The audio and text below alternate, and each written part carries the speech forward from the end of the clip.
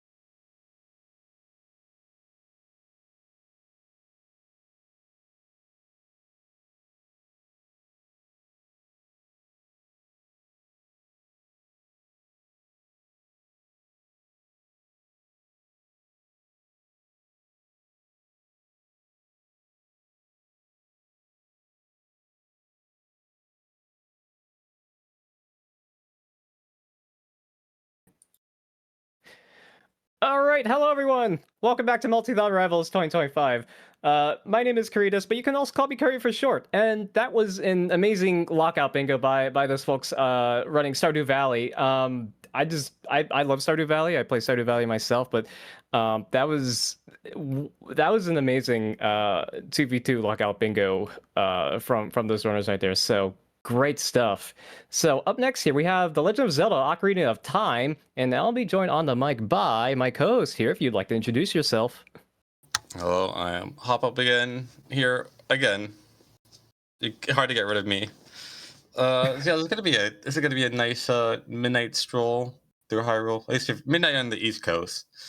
So on the West Coast, it's still like almost 9, something like that. Close Time is enough. weird. Yep. Yeah, it's gonna be a good time. It's gonna be a great time. Now, I haven't actually played Ocarina of Time before. I actually don't play Zelda games in general, so I'm really looking forward to this. In that I do not know what I am looking forward to, but I will be looking forward to it.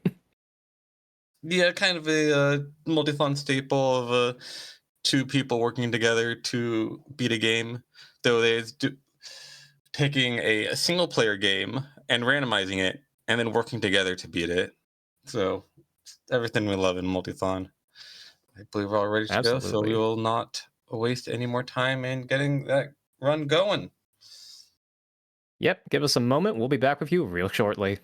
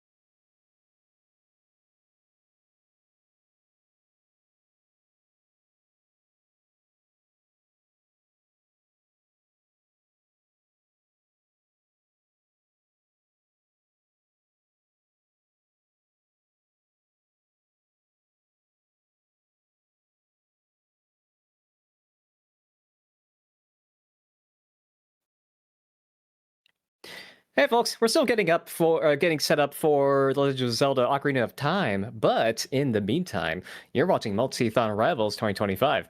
If you're new to Multithon and like what we do, or if you want more updates on the service dogs we've named through our charity events, type !Discord in chat to join in on the fun. We have a great community of gamers looking to play together, including multi-world randomizers, co-op, and more. So that includes the Randomizer co-op that Ocarina of Time will be coming up right up here next. So Yeah, if you want to join in on the fun for yourself, you can do so too by joining our Discord. It's a fantastic group. We do lots of collaborative and co-op games and events together, and we do a version of Multithon in the spring as well. That is for a charity. So if you're interested in this content so far, you can also join us again in the spring for Multithon 2026, our annual charity fundraising event, raising money for Blue Path service dogs. As always, if we meet our goal of $5,000, we get to name a service dog puppy. Want to get involved and help us name the dog that will join Thunder, Lightning, and Crunchwrap Supreme in the halls of Multithon history? Join the Discord. Again, you can join the Discord, keep up on all the latest news, and submit to Multithon 2026 by typing !Discord in chat. Great community. Get on in here. We'd love to see more folks in here and join our wild stuff. We did so well with the name of Light Thunder, and then it went Lightning because it matched, and then we just somehow got Crunchwrap Supreme. But it is how it is. We gotta name some dogs. That's just how it is here, you know? Thunder, Lightning, Crunchwrap Supreme. And I don't actually know the statuses of these dogs right now, but I'm sure they're very, very happy with their given names.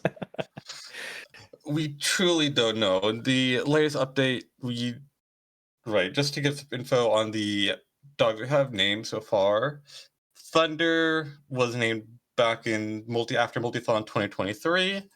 They unfortunately did not pass service dog training, but they did end up becoming a bomb detection dog.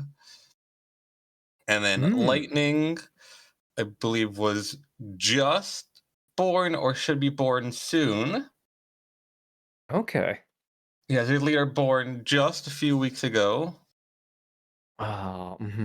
So they should be, once they get tested, they'll be ready for joining the program. And then as Crunchwrap Supreme was only just decided in the name a few weeks ago as well, so that'll be a bit for that. And I hear we are ready to go, so we will get up to the Ocarina time. Be back in a moment.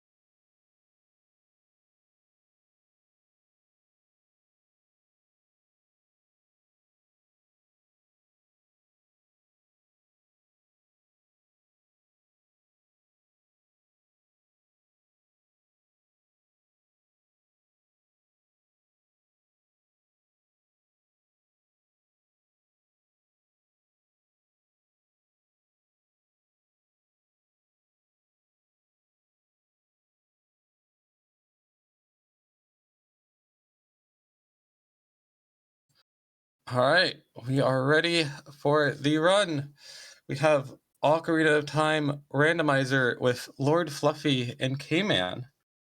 Y'all two want to take it away? My name is Lord Fluffy, and I'm here with my co-op partner today. Introduce yourself. Hello, I'm Kman. Yeah. So, this co-op randomizer, we are playing on the same seed, but on two separate consoles, completely disconnected. The goal of this randomizer is going to be collecting 7 out of 9 dungeon rewards and defeating Ganon in order to finish the seed. We both have to finish in order for the time to be called as well. So before we get into it, the one thing we want to point out is you might look at the tracker. We already have the bow in our inventory. With the settings we have enabled, one of the things we have is skipping the child stealth sequence to go talk to Zelda. That gives us the Zelda's Lullaby check immediately. The reason we do this is so we have access to the mask shop immediately. But this does put the item from the Zelda's Lullaby check in our inventory, which this time around happened to be the bow. So that's all the information I'm going to give for now. We'll get into more as we start the run. So, we good to go, K-Man? Yeah, I'm ready. Alrighty. Counting us down. 3, 2, 1, go. Okay. All I'm right, going straight to CAC. Yep, The and usual. I'll go straight to child. Alright. So one of the randomizer settings we have is adult spawn and child spawn are both completely random. So that can be something we can factor in to things as we go along. And I'll let Kman take over because Kman is getting some things right now. Yep, so I'm checking hints. Every gossip stone in the game will have a hint. Each hint is duplicated twice across all of the gossip stones. And for the things we have randomized, one of them is dungeon entrances. So, and this particular hint is telling me that Ganon's castle is in fact Ganon's castle. Nice. And also, this is an annoying item check that's great to not being anything. The cow in the house is nothing. Also, it was noted that Gerudo Fortress is foolish, which means there are no unique items required to progress the seed. Notably, that doesn't fully exclude unique items, things that aren't required to beat the game, such as a Begoron sword, maybe a Prelude of Light. Anything that doesn't actually give you checks can still be there, but we're probably going to ignore that completely. Okay, first thing to note, the Hylian shield is in Cac Bazaar, the normal one in the shop, and there is a 1 rupee locked bomb bag in the Cac potion shop.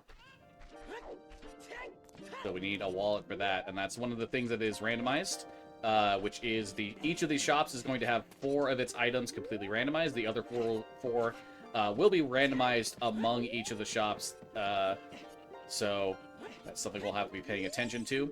What we're doing right now is both of us are going to be traveling through some early Sphere Zero checks to look for hints, as well as any beginning early items that we can get.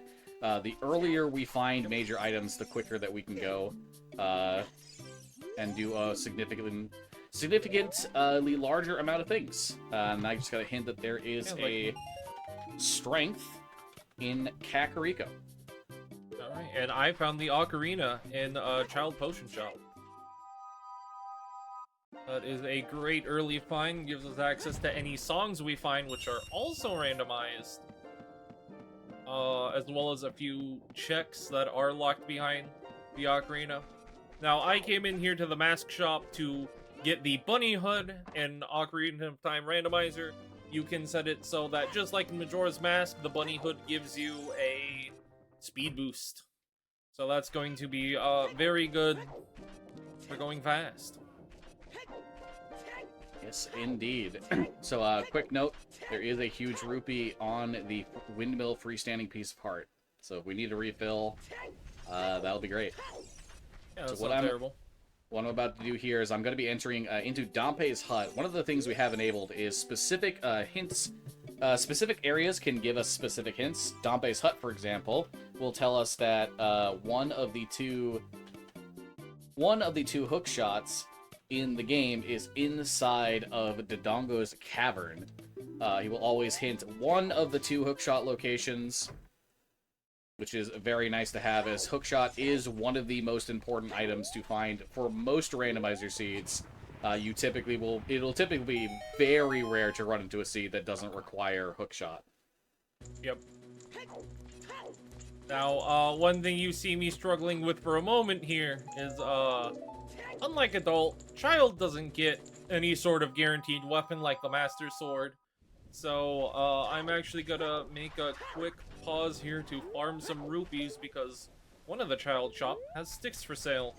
And that is going to be my only form of a weapon until I find some. Okay, there's a heart container on Graveyard Ledge. There's also one in the, on the Gold Skull in the, pot house. That's good to know. While we won't take the time to mark them down, it is worth always noting, because we are doing co-op, we're going to be covering different ground, which means we're going to be having different paths that we go along, and we're not going to always pick up each other's items. One of the things this can lead to is us having a deficit in both hearts and, if necessary, Skulltula tokens. So we tend to make sure to note at least heart containers early on, because the more hearts you have, the better some parts of the game will go due to things like superheated rooms. Oop, that is an interesting camera bug. Okay. Alright, so right now I am in the Dompe race as adult. Something that is worth noting is the Dompe race alongside horseback archery and Gerudo Fortress. There's a setting you can do to enable you only having to do each of these minigames once. So I only have to do the Dompe race once as long as I get under 1 minute time. And I will say that Dompe has Saria's Song. Ooh. The hookshot chest is Saria's Song. Now, it is a unique song. That only leads to about 3 checks on its own, but can be a part of a bigger, more annoying check that can possibly be a thing we'll have to do. But hopefully that doesn't pop up. Usually it doesn't. It's pretty rare that it does, but we will typically get a guaranteed hint for that check, so we'll know sooner than later whether or not it's required. And I already found the second copy of the hint for Ganon's castle is inside Ganon's castle. That's kind of funny. Beautiful. Yep, I'm doing a little bit of farming for weaponry here before I go make a nice big loop around the overworld to get a bunch of what we call Sphere Zero checks, which are basically things that require either no items or items that you can otherwise very easily access right away, like sticks, or like I'm about to buy some Deku Nuts. And I've got a whole long, big circle, basically, I'm gonna do. Alright, great news, K-Man. None of the skulls are anything. We do not need skull tokens this seed. Wonderful. One of the other hints we have enabled is each of those spiders in the skull house will tell us its reward for getting that specific amount. We don't have I need my money. any of them disabled, so if we got unlucky, we would have had to do a 50 skull seed, at which point, if that was the case, we would have had to start also tracking skull locations, which can be very annoying just due to the abundance that we would need. Thankfully, we don't have to do that, so we are A-okay. It does also mean that anytime we pick up a skull token from an item check, it is worthless, but, you know, you'd rather pick up a worthless skull than have to worry about getting 50 of them, so. Oh yeah, for sure. That is, Hopefully I didn't farm too many rupees and I do make it in here before nighttime. I think I just barely didn't, unfortunately. But that's alright. We can circle back for these checks later. Lon Ranch isn't too terrible to come back to. Yeah. So one thing to note, typically in co-op runs or other runs in tournaments and whatnot, they'll use a glitchless or standard rule set that heavily restricts what you're allowed to do. We are not doing that. Okay, Dodongo's Cavern is GTG, and there is some things I can do here, so I'm going to start them. Yeah. The only restriction we're applying to ourselves is that we cannot do boss key skips, and the reason we are doing that restriction specifically is because allowing boss key skips would pretty much cut out a significant amount of necessary items for some dungeons. So not only that, but it would also just make us do like none of a few different dungeons. And wow, I'm just finding tons of huge rupees in Multithon Ranch. Guess I didn't need to make sure I farmed up money before I came here. Guess so. Alrighty. This chest is nothing as well. So I'm going to go for something here, referred to as Hookshotless GTG. So this room, you're typically expected to have the hookshot in order to be able to get all the silver rupees and unlock the path to the next room. However, it is actually possible to collect all the rupees in this room without the hookshot, even the one on the ceiling, and you'll see why in a little bit here.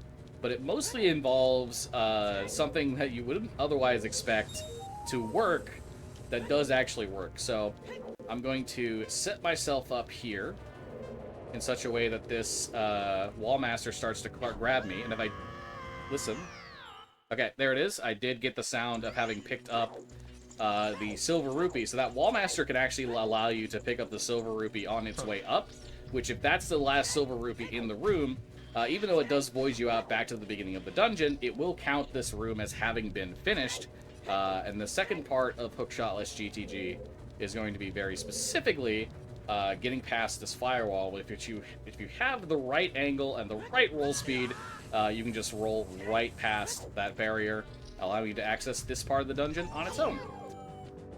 Hey, so remember how you said that Saria's song could be useful for, or is part of a check that requires a large number of items to get to? Yeah, what's that? So it turns out that our child save warp is coming out of, the fairy fountain in Death Mountain Crater again. Oh!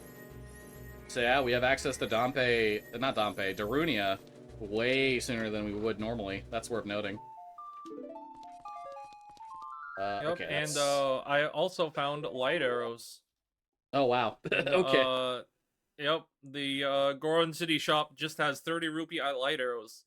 It also Yeah, has that's- Greg for 235 rupees. Jeez.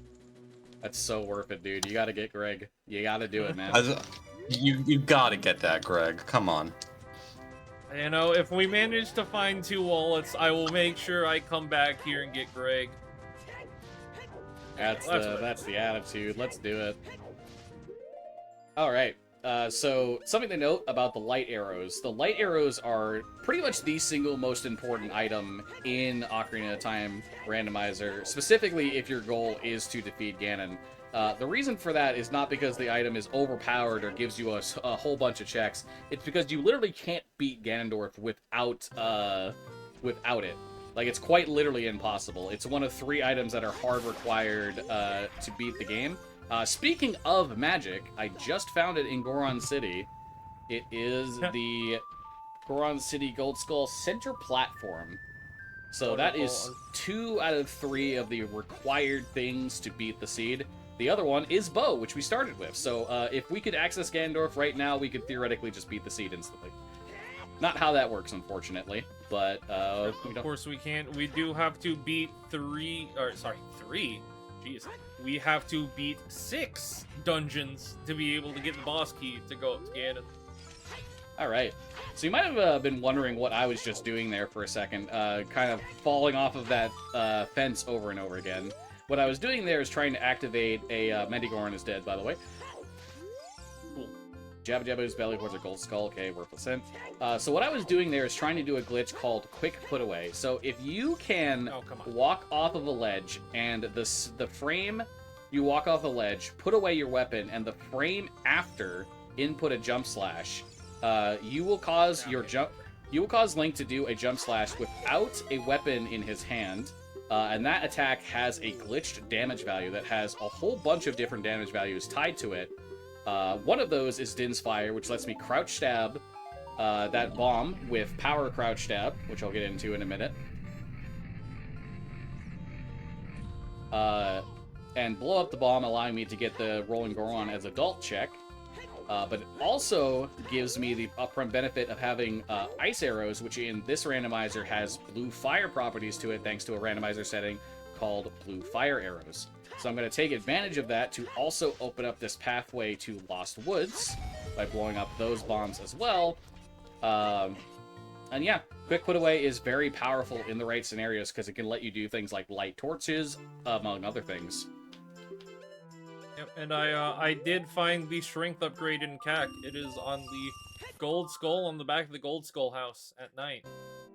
Alrighty. Now, unfortunately, you did see me fail a trick a couple of times, which made me run out of sticks. That gold skull to the up on that ladder, you can get if you climb up right underneath it and get a perfect jump slash. Darn, unfortunately, I got to CAC too late walking down from Goron City, so I can't get Dompe. He has already gone to sleep. Did you check anything in Death Mountain Crater as child, or did you go straight to Goron City? No, I went straight to Goron City. Okay. The volcano piece of heart is nothing. I'll be checking the wall in just a moment.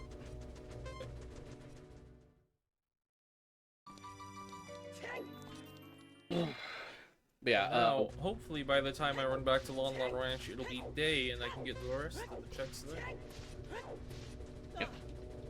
Yeah, one of the things you'll be seeing us doing during this is oftentimes communicating, like making sure that we know where certain items are if we aren't certain for whatever reason. The spreadsheet sheet that we're using, we're going to be, you know, stopping and marking things down the spreadsheet to reference, but it's also going to be good to just communicate and make sure of these things.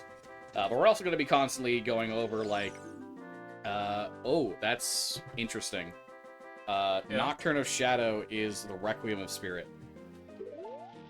So we may have to track dungeon rewards. It's probably a good idea if we track dungeon rewards then. Yeah. Just in case. So that is one of the checks that requires specific dungeon rewards. In this case, along with getting the Forest Medallion, you also have to get the Fire and Water Medallions to get that. Yep.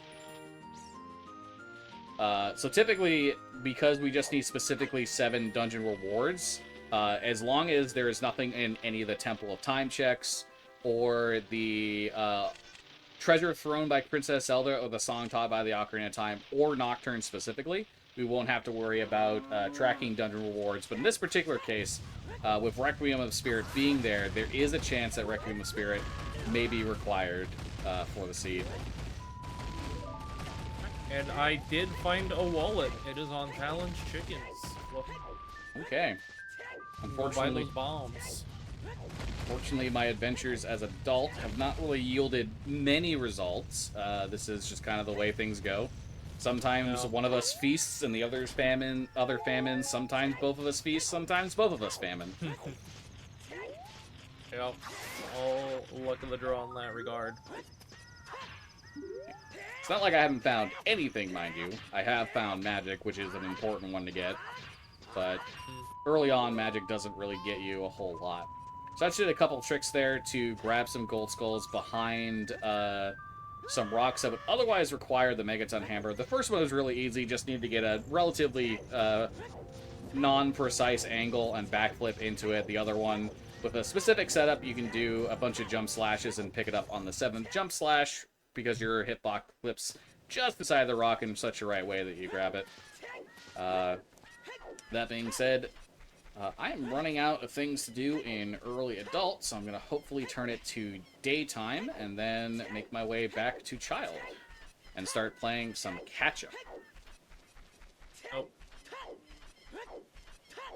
Meanwhile, now that I got Cac out of the way... Oh, in fact, to do that, something I didn't mention, you kind of saw we spawned in the middle of the market as adult. Our spawn locations are randomized. I normally wouldn't have save quit where I did at the back of Lon Lon Ranch. However, since I didn't make it in there before daytime, I decided to do that in case I could get somewhere like Cac or something like that that has a lot of nighttime checks during the night. And that did pay off. Yep.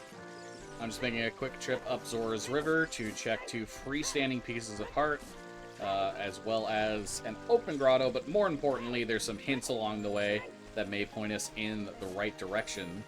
Specifically, we would be looking for Way of the Hero hints. Way of the Hero hints for Ocarina of Time Randomizer basically says that there is a item that is logically required to beat the seed in that location. It is worth noting, with the various tricks and glitches we know how to do, that may not be necessarily required, but it is always a good idea to go to those Way of the Hero locations, because you can never guarantee you won't need it. Unfortunately, since I messed up getting that Watchtower Skull in Cac, I don't have any weapon to use. So I won't be able to check the nighttime skulls in Lake Hylia that are about to spawn unless I get lucky and find a weapon here. But I can still at least come set the Scarecrow song, which will be very useful as adult once we get the hookshot. Alright, Zora's Fountain is a foolish choice. Oop. Love that.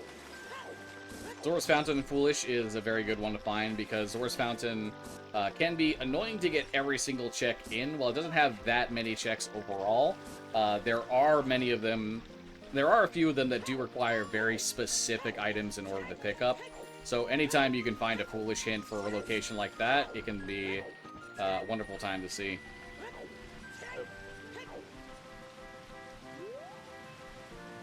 Neither of the freestandings in Zora's River for anything, nor was the grotto. Bolero is nothing. Oh. I'll be honest, I don't know what's going on with the fish right now. I came to do child fishing and all the fish were kind of like splashing around and doing crazy things. Is it raining in there by chance? Nope. Hmm. I have no idea what that was. There's supposed to be just this fish, like I just caught, sitting right where it was, but the fish were just kind of going crazy. Interesting. Don't really know what would you that say- was, I'll be honest. Would you say this has never happened before? It definitely has never happened to me before, that's for sure. I have seen that before, but it's a pretty rare occurrence, and I usually attributed it to there being rain in the fishing pond, so the fact that there's no rain is interesting. Figured there would be. Oh, that was very odd.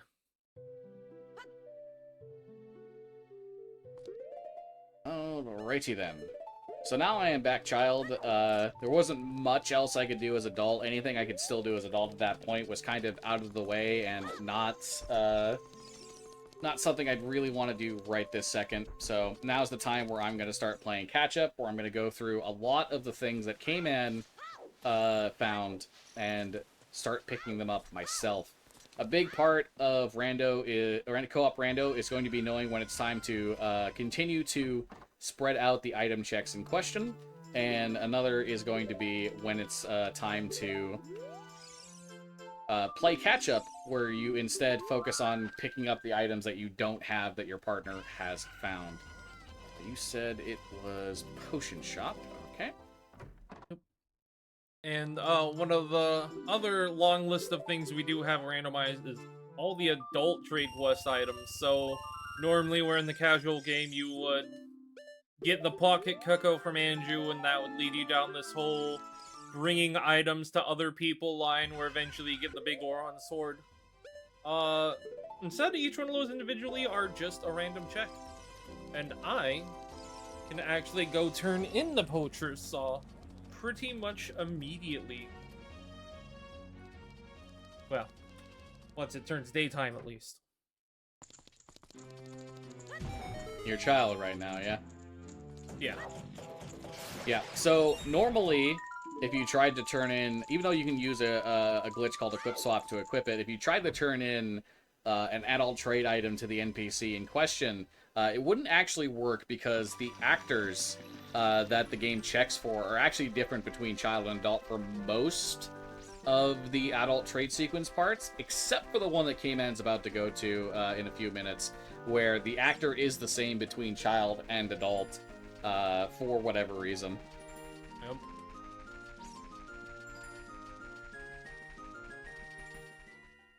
Oh boy. Okay, so Lon chickens. You didn't find anything in the Deku Scrub Grotto, I assume? Nope. Huge rupee on the left, I guess. But it's a little moot. Oh. You know, and now that I'm passing by here with strength, this is another one of those things that is technically possible in the base game, but is very precise, but thanks to the movement speed boost from the bunny hood, it's very easy to grab that bomb and bring it over to this wall and blow it up. Whereas normally you'd be expected to either have your own explosives or use the hammer. Fortunately, just a rupee, nothing too crazy, but... Have you visited Ridiculous. Kokiri Forest yet? Nope. Okay, I'm heading there right now. I have to wait for time of day to go night to get to CAC anyway, so... Yeah. And so now I'm going to do a glitch called Equip Swap, where basically if you hover over any item like this, move away from the item screen, and then move back, and on the first possible frame input the appropriate direction plus a C button, once you do it correctly, that will happen. Where the item you hover over, in this case the poacher saw, will get equipped over the Deku sticks. Notably, this does require an item you can actually equip to your C buttons, which as child you can equip the Deku sticks, but as adult you can only use the spells, so we won't be able to make advantage of that as adult just yet. And the poacher saw was just a piece of art, unfortunately. Right, can avoid that then. I am here in CAC at daytime now, so I can also come get the chickens check. Thankfully, in randomized, you can just make it so you only need to grab one chicken, and not all 7. Okay, there is another strength upgrade in Mido's house on the bottom right chest. Huh. We have strength 2 immediately, and GTG is accessible this early, and technically gettable with The Bookshotless bombs. GTG. Yeah.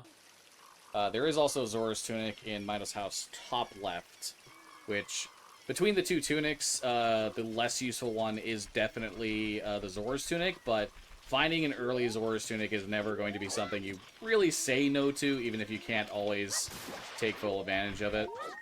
The Nighttime Gold Skull is a Pona's song in Kokiri. Alright, well, I was gonna go adult to get some bombs, but that is a very good item. So good, in fact, that I'm probably gonna be hanging out for a little bit. Oh, no, I'm not gonna go straight there, as a matter of fact, because in Lost Woods there is a couple of checks that are very annoying to get, because you have to bring specific masks all the way over to Lost Woods, which means typically no bunny hood. However, I can make use of equip swap again, where even though I can equip Mask of Truth right now, if I do equip swap with the Mask of Truth, come on. There we go. And then equip the mask, the normal mask, onto another C button, I can pick the bunny hood back up and still have the Mask of Truth. Which, although, actually, since I'm going to be waiting for time of day anyway, I should just bring the Skull Mask, because it's not gonna matter that I walk across Hyrule Field Slope. Now we're thinking with portals. Ah, you're porting with Thinkles. Alright, there is a bow upgrade for 30 rupees in the Kokiri Forest shop, which I did pick up just to get this 30 rupees. Fair. Water Temple entrance is Forest Temple, which is, obviously, we've talked about, you know, dungeon entrance rando. The entrances to each of the dungeons are randomized. The boss entrances in each dungeon are also randomized, so just because we go into Dodongos and enter the boss room doesn't mean we're going to be fighting King Dodongo. So that adds an extra little layer of routing and potentials for requiring different items that would otherwise not be necessary. Kokiri You alright there, Forest. buddy? Oh, jeez. Got our first way of the hero, which is Kokiri Forest. Probably that strength upgrade I found, all things considered, but have to pay attention to Epona's song as well so far. Yeah. I'm coming back to Hyrule Market real quick because I nearly made a crucial mistake of I do not have a weapon. I was planning on going adult to get some bombs, which would give me a weapon to use as child, but not doing that right away. And you kind of need a weapon to kill a gold skull. Okay, worth noting, Deku Tree is vanilla, and the map chest, which is the only thing I'm checking in there right now due to lack of weapon and shield, is double defense, so may want to make a trip in there just for that. Funny. Not without the bunny hood. True enough. I think I've already wasted enough time having to double back to Hyrule Castle to pick up some sticks so I can kill a gold skull. Yeah, I'm trying to hold on to my last I'm stick not in gonna be doing case. anything too risky. I'm trying to hold on to my last stick in case of Deku's shield or additional weaponry. That's Right. fair. Oops, that was not meant to be input like that. Well, that's one less nut I have to work with. Whoops. So the Saria song that I found very early on, this is one of the 3 checks that you can use in the game with it currently. This is one of the vanilla ones where playing Saria song for this Skull Kid NPC will give you a check. It is just a purple rupee, so that's 1 out of 3 down, but it is very nice to have that early because very often you don't find Saria song early and it ends up that check just gets orphaned, which essentially just means you're leaving it alone in the location, and it might sound a bit rude, but it kind of is. The treasure thrown by Princess Zelda is Deku Nut, so we need the song talked by the Ocarina of Time. And the near bridge Deku Scrub is nothing. Right.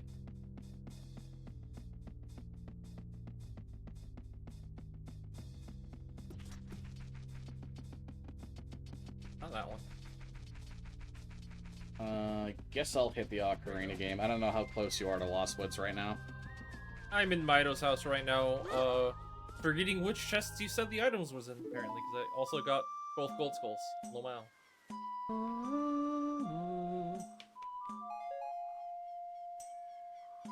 You said there was a bow upgrade. I will actually gladly take.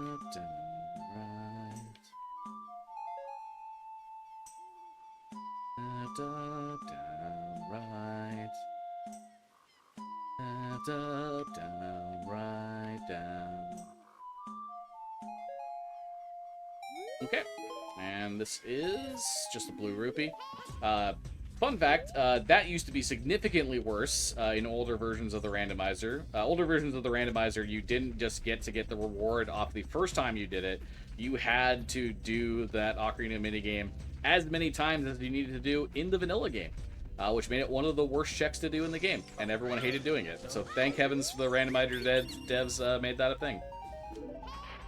No, I knew there was a reason I didn't go straight for the skull, and then I immediately forgot it and then went back for the skull.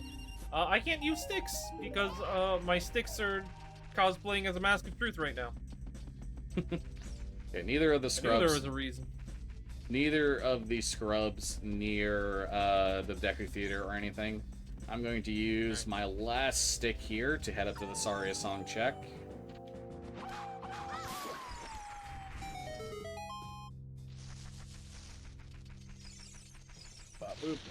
This typically is like, you want to keep that weapon just in case, but alongside getting a check that's pretty out of the way, I can also get 3 hints in the process of doing this. So those 3 hints, especially if they are Way of the Hero hints, could end up being massively worth it for routing purposes. So I'm just going to take my time to do them. Probably going to save warp after the fact, considering where I am and what time of day it is. So here we go. The Saria song check is another purple rupee. We have Forest Temple is Way of the Hero, which is a very interesting one to find, considering that is inside the Water Temple entrance, which the settings that we have enabled, even though we can both glitch in there on our own without many items, the logic will expect us to have bare minimum hook shot and then either the Iron Boots or Gold Scale. And I also just found Deku Tree is Way of the Hero as well. So I'm probably heading back to Deku Tree as adults. Alright, once well, neither of the masks was anything, and the Mask of Truth was actually an ice trap. Unfortunate. So glad that I locked myself out of some sticks to get that ice trap. Me too. I'm so happy for you, Kman. Alright.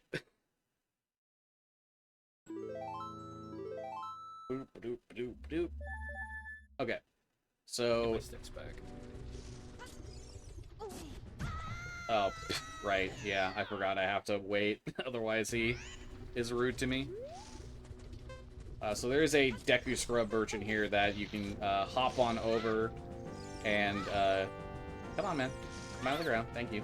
That you can come over and talk to in Death Mountain Crater. There's also a Gold Skull. Oh, there's an odd mushroom on this guy. Death Mountain Crater Deku Scrub is the odd mushroom, which is one of the adult trade items. How come? I might as well grab that. It's the faster way down the mountain, after all.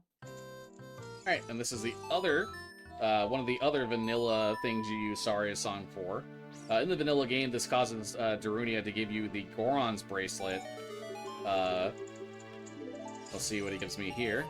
Just the blue rupee, so not relevant. But thankfully, even though I'm out of a weapon currently, the Gorons, for whatever reason, just in one of these chests, have a Deku stick sitting inside of it. So I can quickly just grab an extra weapon there, so I can get my second strength upgrade. Actually, I'll probably try and use it on the watchtower. Just because you couldn't get that. I'm also going to try and get that again real quick. Because I just took the, Oh yeah, the owl down. the owl down. I didn't need to go through Dodongo City again.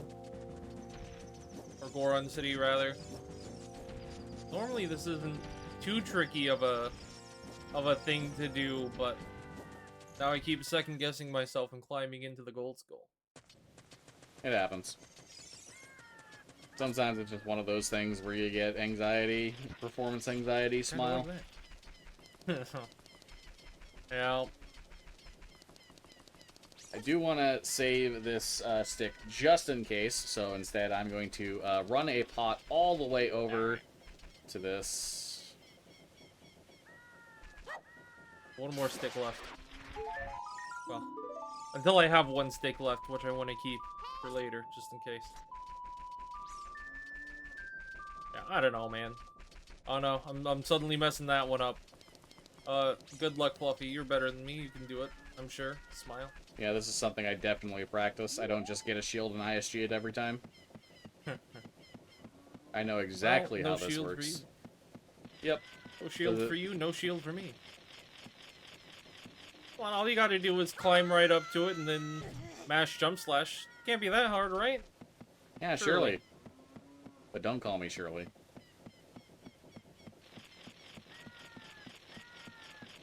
Right now, unfortunately, I've got no way to get back into the market at nighttime, so I just kinda gotta sit here again. Well, I have bad That's news a for you, bit of- K-Man. I Oh, did do what is it. it now? It is the Song of Time. Wow. I mean, that's not that big of a deal, surely. Shirley. But don't call me Shirley. See, in jokes, we call this the rule of three. In this particular case, the rule of three is followed by an immediate second beat, and then the third beat will come 2 hours later as a callback to the first two. And it'll be super funny that time too, guys. Trust me. Oh yeah. So was there anything else? I got the wallet. I got the Ocarina. I got strength upgrade. Oh, that looks to be about it. So, yeah, I think I just go back adult at this point, and especially in the case of Deku Tree, I probably just go to Deku Tree as adult since I can full clear it there. Unfortunately, I do have to wait for it to be daytime, which is a little bit annoying. So in the meantime, I will instead just hold the ESS position and do a bunch of perfect rotations. Perfect rotations. Perfect rotations. Do you remember how much the bomb bag was, Fluffy? 190. Okay. It is 4 rupees for me. That is an pricey. expensive bomb bag. It sure is. It is pricey, pricey, pricey. And this is just one of the easiest accessible locations to farm rupees fairly quickly in, so want to get that out of the way right now as opposed to later.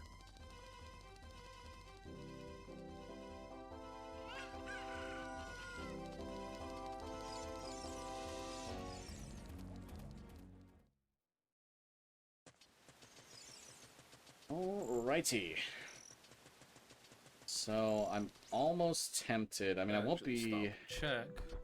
Yeah, I wouldn't have a weapon anyway. I would probably just have to go back there later. I am not going to set the Scarecrow song, which, depending on how things go, might be a bad thing. But right now, it just doesn't seem relevant to route it in, considering my child doesn't have that many good weapons to work with. So, for the time being, Why are you giving a child a weapon? listen, okay. The child has been tasked to save the world, and they need to be equipped with gun, okay? Alright, of course. Wait, gun. Hold up. Don't worry about it. Wait, you don't remember the famous item gun from Legend of Zelda: Ocarina of Time? Unfortunately, I do not. That's fair. It sounds like it'd be really good, but it actually kind of sucks. Yeah, you don't really use it all that often, unfortunately.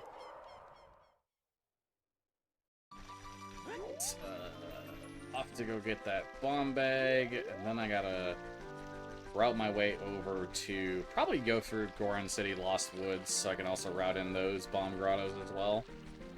At least one of them right away. I don't know how much I want to go up to Minuet right out of the gate, but I definitely want to at least hit Deku Tree.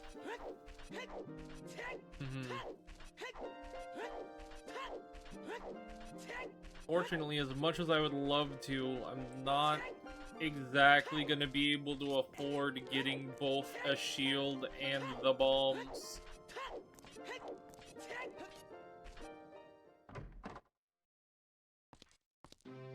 Meanwhile, I have now acquired explosives. Yeah, explosives in Ocarina of Time are one of the most important things to find for a wide variety of reasons.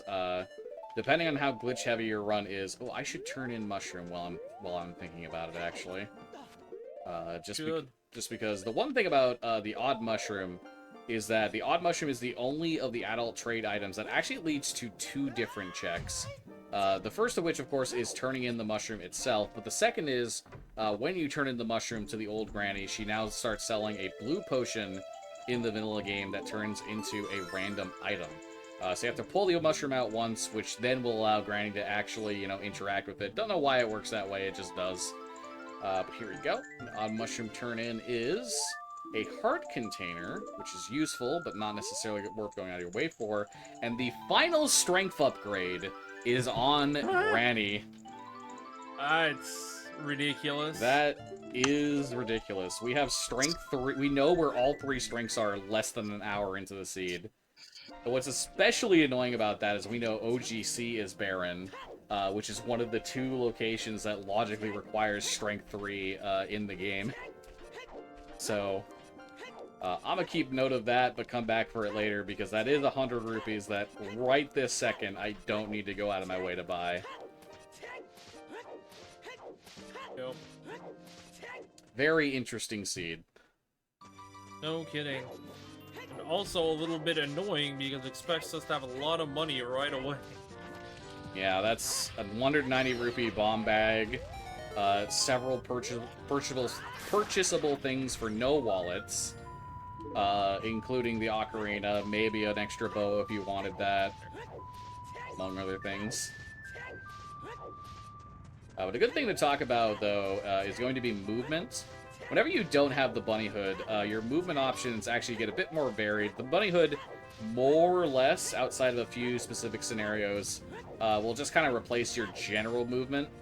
But if you don't have the bunny hood equipped, depending on how much of a straight line you're allowed to go in, you'll probably trade your movement between backwalking and rolling.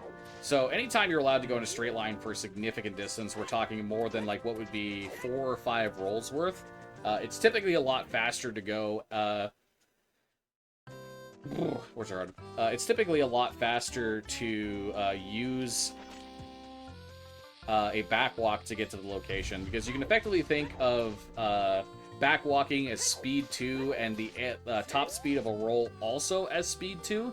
The key difference there is backwalking is permanent speed 2 while you're doing it, and the roll will accelerate you up to speed 2 and then decelerate you back down to speed 1. So anytime you're allowed to do a significant go up a significant distance in a straight line. It's just better to do backwalking. Side hopping can technically be faster, but you do have to be pretty frame perfect for it to be that case. So you only see a few of them here and there. Okay, hammer chest in the maze is. For the most part, side hopping's only actually faster as child. Just like generically speaking. That is true. So neither of the maze chests or neither the maze chest nor the hammer chest in the Goron City maze are anything. I obviously don't know the skull because I'm adult, but worth noting. So I took my time to farm a few rupees there. Unfortunately, pretty slow to farm there. However, a shield is very good. Very, very good. I wish I had one as child. But Another Kokiri Forest Way of the Hero. So that's the second one for that.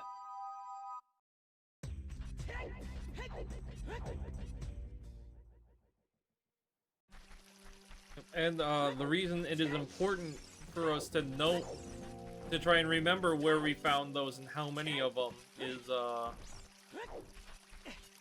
Way of the Hero hints can be double hinted. So kind of like how we found both Epona's song and what was the other thing you found in Kokiri Forest? Strength. Yeah, strength. Like how we found both Epona's song and strength.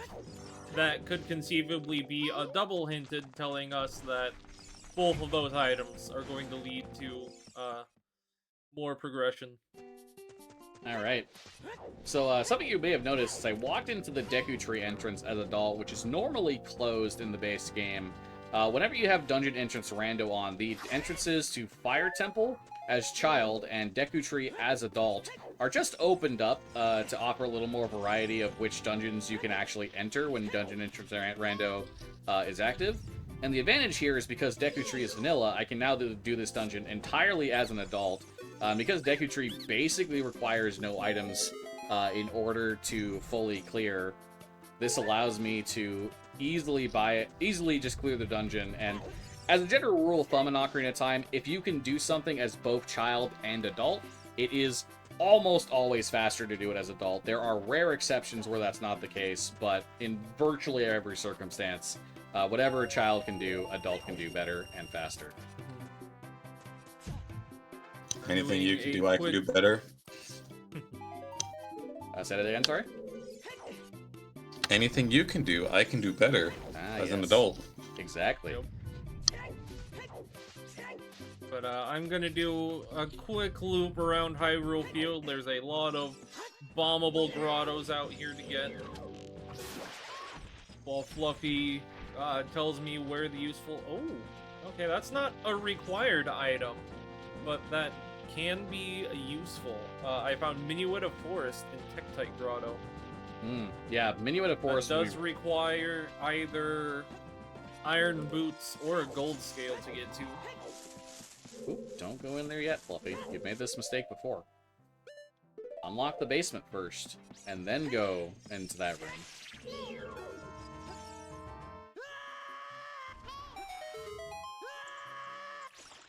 Alright, so I come to the basement before entering the room with the compasses.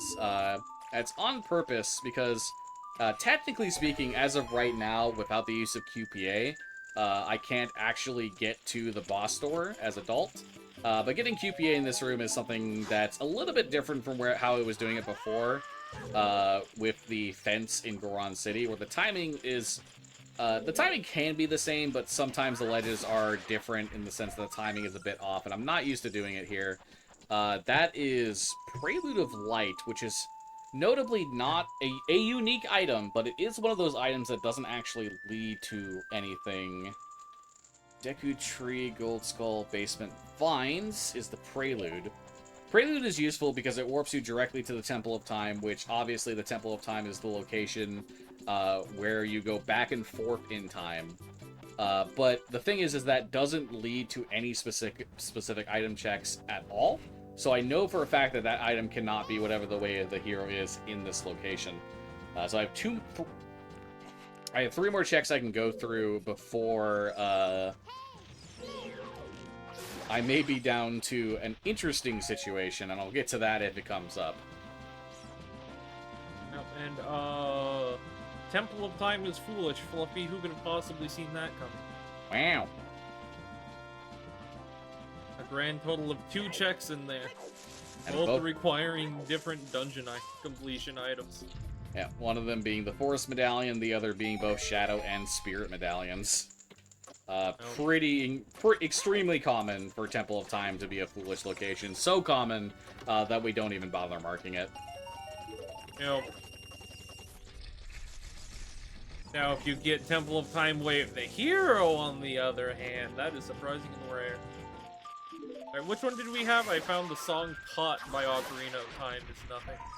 I had... Okay, then.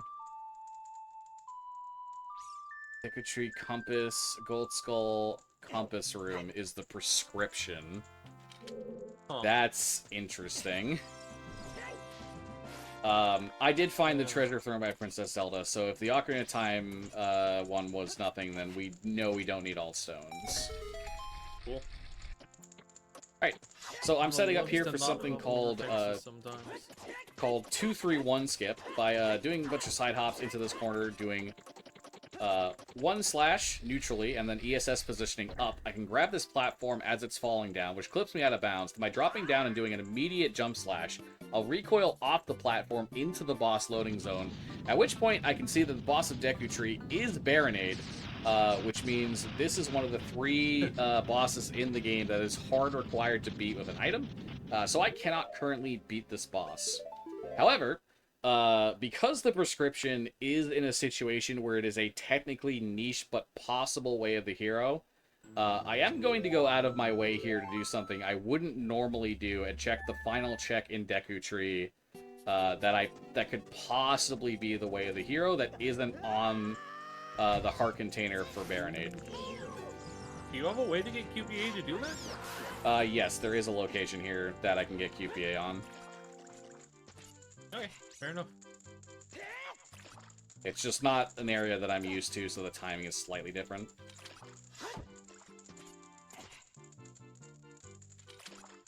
Timing is slightly different.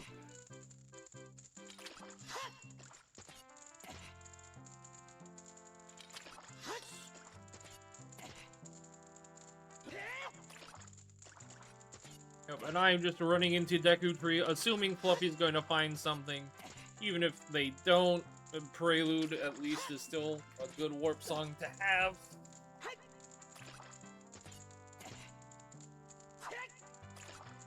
Definitely I also suppose we pick can't up... even get the gold skull in that room either. No, but it's worth checking. Okay, though, don't forget to pick up what? The prescription.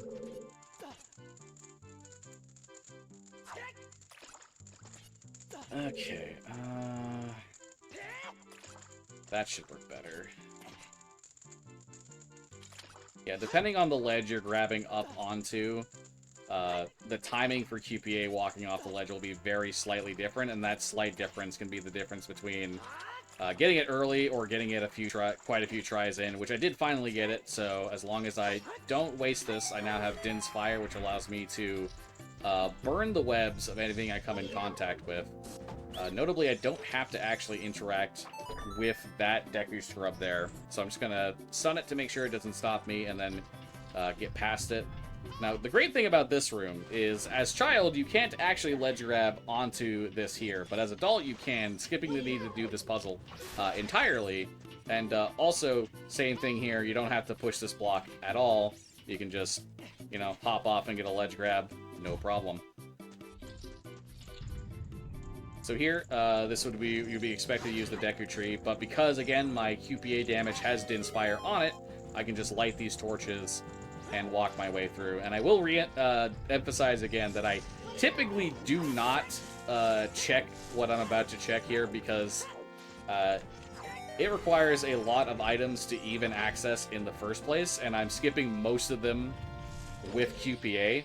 And now I can actually check what it is. It is the boomerang. That's is interesting because that expects us to have the hook shot to get it, K-Man. Yep, so it expects us to come into Deku Tree as adult with the hook shot to get the boomerang, and then as a child to come in and beat Baronade. Okay. That is something else. So I am going to attempt to do something here.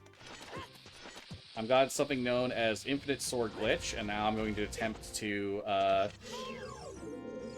do something called a Bomb Hover, which allows me... So when you're in the Infinite Sword Glitch state, you can't fall off of ledges. So if you shield damage in the air, you can actually put yourself in a state where you are unable to fall down to the ground as long as you are high enough off the ground. And I'm going to need a little bit of quiet here.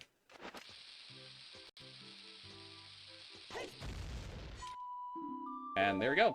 I have picked up the boomerang, which is now in my inventory. Yay. Big gamer. Big gamer move with that. Okay, so I'm just going to save warp out here. If I had equip swap, I would just go beat the boss, but I do not, so... We'll just go leave for the time being. Jeffrey Tree, Gold Skull Basement, back room. Okay. So I just checked the altar in the Temple of Time and Randomizer that will tell you what your dungeon rewards are. I was looking to see where the forest and the other of the fire and water medallion were, which happens to be the Dodongo's Cavern and Fire Temple. But one of those is very easy to clear. The other one, not quite as much. We do need the hammer to clear Fire Temple, as well as actually finding the Fire Temple. Do not know where that is quite yet. Where? But I'm coming back, child, and I suppose I probably should have gotten magic before I did, but we don't even have any magic using items yet, so it's not that big of a deal, probably. Probably. Hopefully. Who knows? We'll see. The main thing we're looking for right now, I think, is the Dodongo's Cavern. Yeah. We want to probably get that hook shot ASAP. It's a little bit scuffed, but... Unfortunately, we don't have any sort of logical access to any more dungeon entrances. And, well, if I had a Deku Shield, I could get into one of them. But it's gonna take me a little bit to get in there. I don't like that recovery heart. Take your bomb shoes back, thank you. I want a real item. I am going to go back child, K-Man, because I'm going to go play the songs I have for the frogs and try and make my way into Zora's Domain. That's fair. That was more or less my plan, but I am going to I just checked Bomb Shoe Bowling and there was nothing there. There's something else I was gonna do for that. Was it? I wanted to do with bombs. Can't remember now. I've forgotten. Hey, did you remember to do Redead Grotto? Nope. Nice. That's one me and Fluffy both constantly forget. There's a bombable grotto inside of Kakariko Village that has a chest in it. Yeah, it's an incredibly easy one to forget for sure. Okay. So where are you heading right now? I'm also heading to Zora's Domain because it gets me a shield. Yeah, I think That's we where both. the Deku Shield. It's I think the either there or it's in Nighttime Market. Yeah. But Bean Man sells nothing. Yeah, Where are you at right now? Literally leaving Market Town as I speak. You haven't done anything in Zora's Domain yet, have you? Or Zora's River? Just the open grotto and check for the freestandings. Gotcha.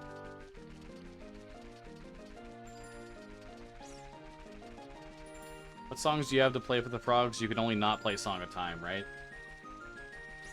I don't have Saria's song either. Okay. But You could probably just leave that to me then and go in. yeah. Yep, that's what I'm doing. You did the tree skull? Yeah. Okay. There's a purple rupee if you need more rupees. I'm Not actually current. gonna wait for nighttime, Smart. just so that when I come back out, it's daytime. We don't have Rudo's letter to move King Zora, unfortunately. Hey, speaking of sticks and random pots, that's not the stick. That's a nut. But that's a stick.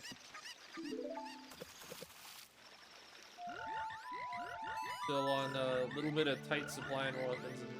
Yep, it was technically a 50-50, but thankfully the Deku Shield is in the Zora shop, as well as eye drops, which do require a wallet. Another one of those adult trade quest items. Yeah, so one of the things you're doing here is I'm playing frogs, songs for the frogs. In the vanilla game, the only two things the frogs give you is playing the Song of Storms for them, as well as playing all of the non-warp songs for them and then doing their minigame. But we have added a randomizer setting so that every single of the non-warp songs will be an item check, and the purple rupees they would otherwise give you are randomized into the pool instead. So this is the final one. Okay, none of the frogs were anything. I'm gonna set up a little glitch here called Flame Sword, where basically the next time I pull that Deku stick out, it's gonna be magically lit. Because the long and short of it is, when you first pull out a Deku stick, for a brief moment when you first pull it out, the game still registers wherever you last had a Deku stick out as the current position of the Deku stick. So by putting it away inside of a torch, when I pull it out, it's gonna magically be lit. Very convenient in that regard. It is definitely possible to run down and pick up all of the, or light all of the torches with just the bunny hood speed alone. But it is also less punishing to do the equip swap. Oh, sorry, not the equip swap, rather the flame storage strategy, because you can just finish the diving minigame first and then light the torches on the way back up. I do have to run backwards just a little bit there, just to make sure, because the torch I flame stored on does also have to be loaded. So I run just a little bit back towards it to make sure it is. Alright, I'm waiting at the entrance to Zora's Domain. Let me know if either the chest or the torch or the whatchamahoo is it? The chest is a silver scale. Okay. Well, I accidentally left, so now I'm gonna go get the skull before I lose time of day. Okay. It's the Kokiri sword on the nighttime skull in Zora's River. So that's Hey, a weapon for the child. yeah, one that is unbreaking. Key thing to note there. That is very convenient. Okay, silver scale. I have to go all the way back in if I want to do that. Is it worth it? I mean, he kind of is. It gets me direct access to Lake Hylia, which I want to go to yet. I do want to go to Lake Hylia right after, so yeah. Just because there was the nighttime skulls there you couldn't check, and what else was in Lake Hylia? It was the Poacher Saw, which I'm pretty sure you said was nothing. Yeah, it was a piece of heart. Now, I'm gonna do a diving minigame again real quick, and I got incredibly lucky. I'm doing this purely for the rupees, and he did throw 2 purple rupees, so that's 100 rupees easy. Which I needed to buy those eye drops. And I'm not gonna finish your game, I'm just gonna leave now. That Kokiri sword's gonna be real nice, especially to go with the shield. Yeah, now we just have unabashed, just like child movement. Oh no. Come here, friend. Let me pick you up. No, please, don't do it. Don't do it. Don't do it, man. Just... okay, it's fine. It's okay. It's just tactical time of day wasting. That's all it is. Tactical wasting the time of day. Don't jump! Don't jump! He jumped, man. He jumped so high he went out of bounds. Oh no. It's okay. He's okay. See? He made it back right over here.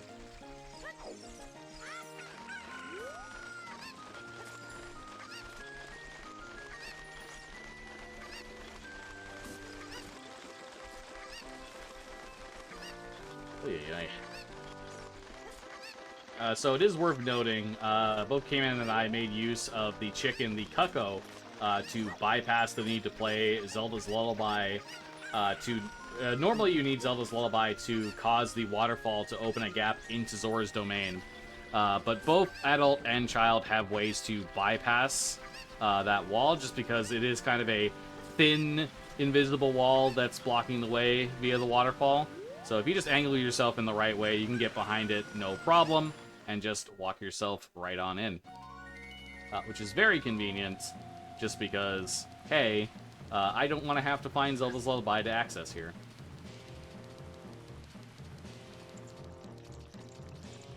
Right, I'm checking the spinning pot in Goron City real quick. Then I will check the rolling Goron as well as the gold skull in the bomb maze. Pot's nothing. I don't even really need that rupee now that we have a proper weapon.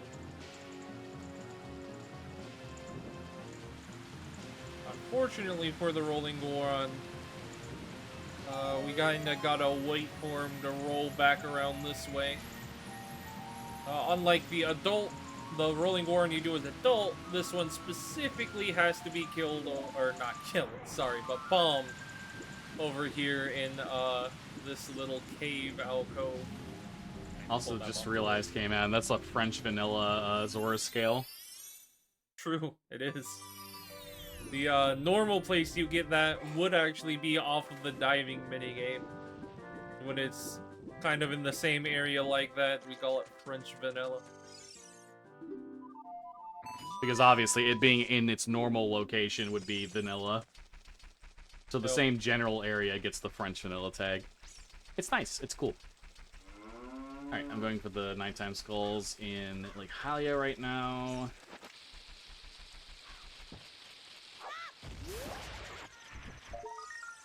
Lab Wall is Faror's Wind, if that's real. It is. That's an incredibly useful one. Not only is Faror's Wind useful as a spell because it allows you to set a warp point in a dungeon, which can save you a significant amount of travel time depending on what you're looking for.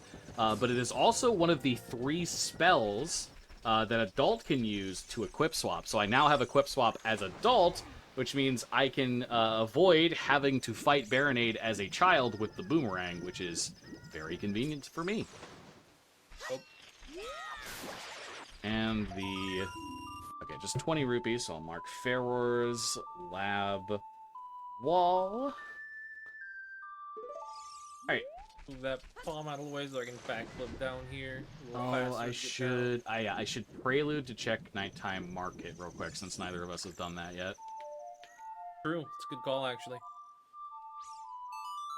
I'm going nighttime back to CAC so I can finally get my Song of Time and show off the reason why a shield is so great. It allows us to do that, which is a glitch known as Infinite Sword Glitch. A very creative name, I know. It means your basically makes it so your sword is always swinging, no matter what.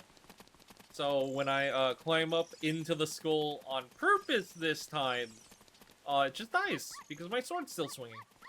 That has a whole wide range of different uses, both in combat and in getting checks like that. Another notable aspect of it is when you have an Infinite Sword Glitch, you cannot walk off a ledge. Which is why you saw me real quick there. Shield. shielding cancels the infinite sword glitch as well as taking any sort of damage. Okay, there is a slingshot in the bomb chew shop, but it is 195 rupees. Okay. It's Forget pretty about that. expensive. Pretty hard to justify unless we're just in the right scenario. The slingshot can have its usage, but the slingshot does have its usage, but pretty much with the settings we have enabled, really only unlocks one check, so it's pretty hard to justify a 195 rupee purchase. Have you checked Hyrule Castle hints, by the way? Yeah, I did.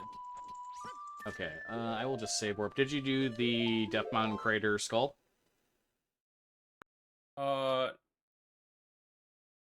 Yes, it was nothing. Okay. I was trying to remember if I actually had a stick to do it. I believe I used my last stick to do it. I just realized that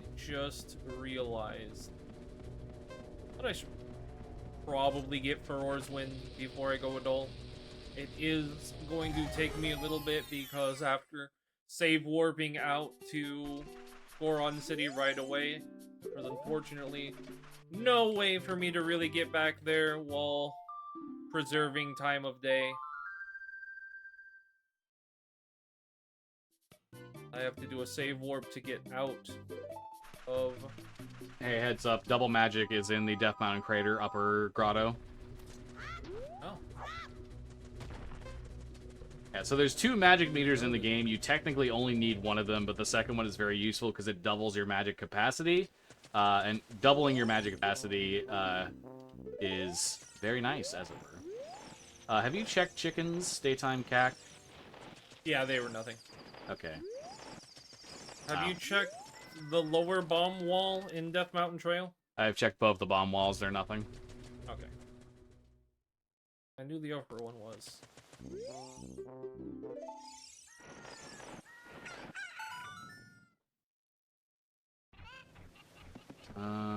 Okay.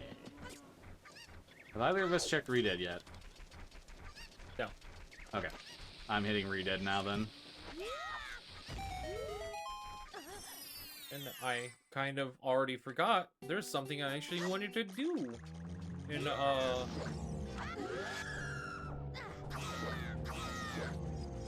CAC with this shield now, but it does require it to be daytime. So I'm gonna make another use of the infinite sword glitch, and for this I actually specifically have to unequip the bunny hood. If you like chickens, I suggest averting your eyes, because we're gonna do some things to this poor Cucco. Hopefully not just stab it like that. Okay, come on, don't hide in the grass. Get out of there. Gonna cooperate a little bit. Olivia, I don't remember. Do you have to get ISG off the Cucco? No. You do, don't you? You do not. Okay, you don't? Okay, well, I'm foolish then. We've been So I'm gonna get ISG, and, that is not what I wanted to happen. I am gonna make use of this cutscene, which is the plan. But, All according to plan, right? Quite like that. Yeah, totally. Yup. Just manipulating some RNG there. Yup, there we go. That's what I'm doing. Alright, so I'm back in GTG as a child. You're not supposed to be in here in the normal gameplay as child. However, the reason why I'm in GTG as a child... you want to say something, Kman? Oh, I just didn't unequip the bunny hood again after reloading the area. Wow. Yeah, for whatever reason, what Kman's doing, the bunny hood messes it up. And I don't really know the reason why, but it does prevent the trick from working. But the reason that I am in GTG as a child is mostly because of the Song of Time blocks that are over here. So these Song of Time blocks actually function how they're supposed to. Because whenever you play the Song of Time near Song of Time blocks, what they're supposed to do is go forward and backwards in time. but the majority of them are actually bugged and don't do that. So the one in GTG that I just hopped up here is one of the few ones that actually functions correctly. And while I don't need to do this as child, it is just something I'm doing while I am still child and navigating around places. Ooh. So bottom of the well is Spirit Temple. I can't really do anything in here without a slingshot or a boomerang or some sort of ranged weapon. Say Even no more, bomb bub. shoes would actually work. Say no more, bub. I'm on the way. True. So what I actually did there is called a... Generally speaking, it's called a cutscene dive. In specific, that one is the Cucko dive, because you use the Cucko attack cutscene to do it. But basically, in Ocarina of Time, anytime you're in a cutscene, you don't interact with actors, and water's considered an actor. So if you're in a cutscene and you are over water, you just instantly sink to the bottom of the water, which lets you get into bottom of the well entrance without having Song of Storms. Nobody worry about what happened to me. It's not relevant. Absolutely nothing occurred that had me be floating in place in a way that forced me to have to reload the area. Absolutely nothing happened.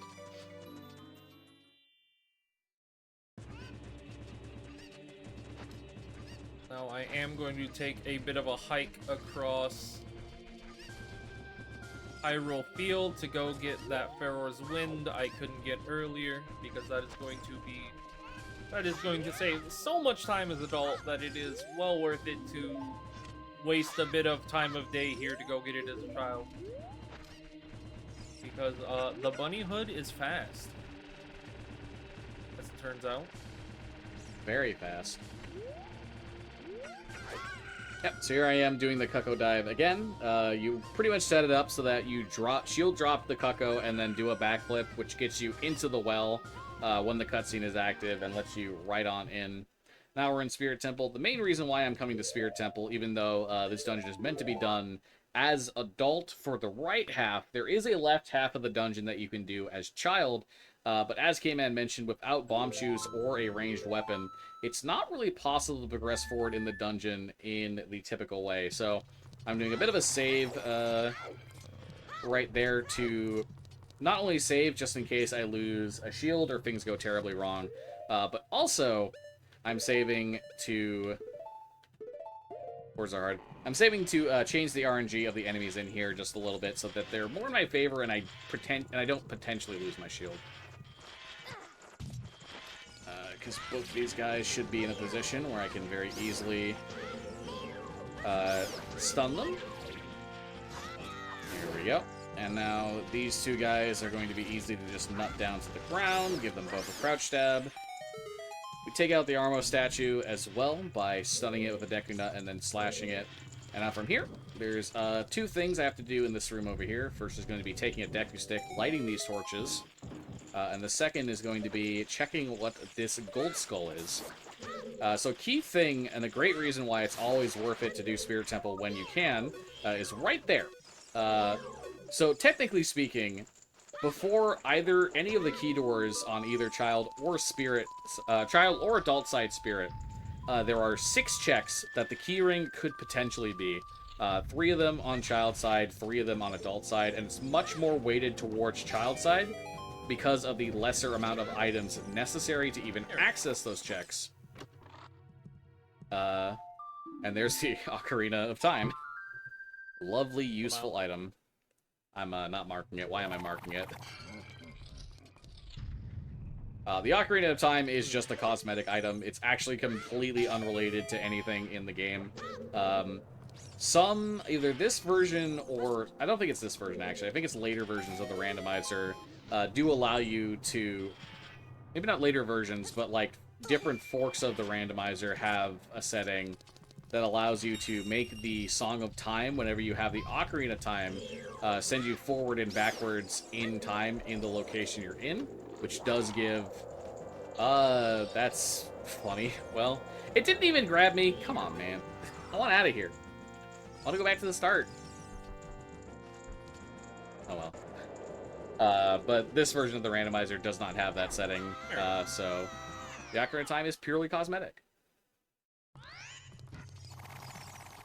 And just to waste time with day, I farmed up some bombs. This is even in vanilla. Every single grass patch has what's known as a flex drop, where there's a 1 in 16 chance for grass to just give you whatever resource you have the lowest of, and since I have full everything else. I got 3 bombs. Alright, so typically I wouldn't do this, however, I am going to continue forward in Spirit Temple as Child. It is much faster to do most of Spirit as Adult Link, but since currently Adult Link would need the Song of Storms, and to play the Song of Storms for the Windmill guy as Child to even access the dungeon entrance as Adult, it doesn't mean that doing this child side stuff has more weight to it, since I don't know when I'll be able to access this as Adult. There are ways to access this dungeon entrance, the Bottom of the Well dungeon entrance, as Adult, but they are fairly difficult and really hard to do consistently. So we'll just be avoiding those for the time being. So Fluffy mentioned that, I keep being just a little bit too early.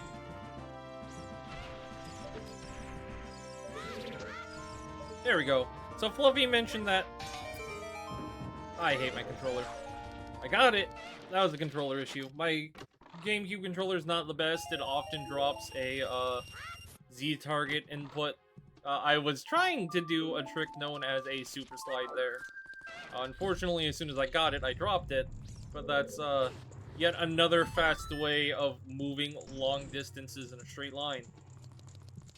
Now, we haven't really touched upon this one yet, but one of the many things that are randomized is Epona's song in the vanilla game can be played for cows, and they will fill one of your bottles of milk.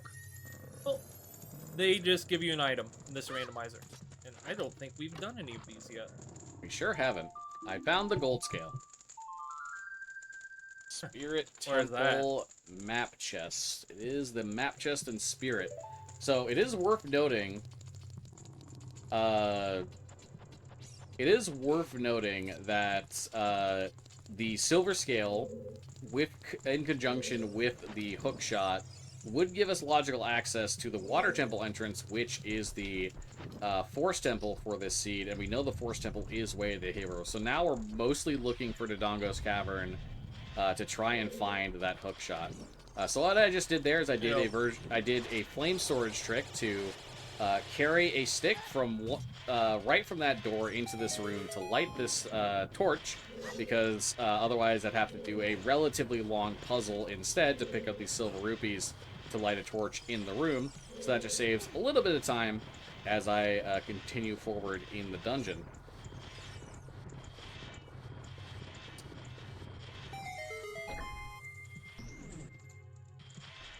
Boop, boop, boop, boop. Gotta take out this ice. So did you find the keyring in GTG, Fluffy? I did not, no. I only went up to the so. Wolfos chest. I couldn't check anything beyond it at the time. Yeah. I can check more there now. It's definitely worth noting. I can check most of what's remaining.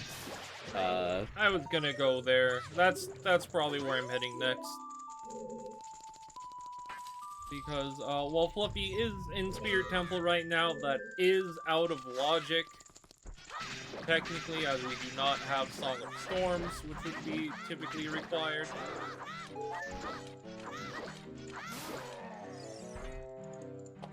So we're...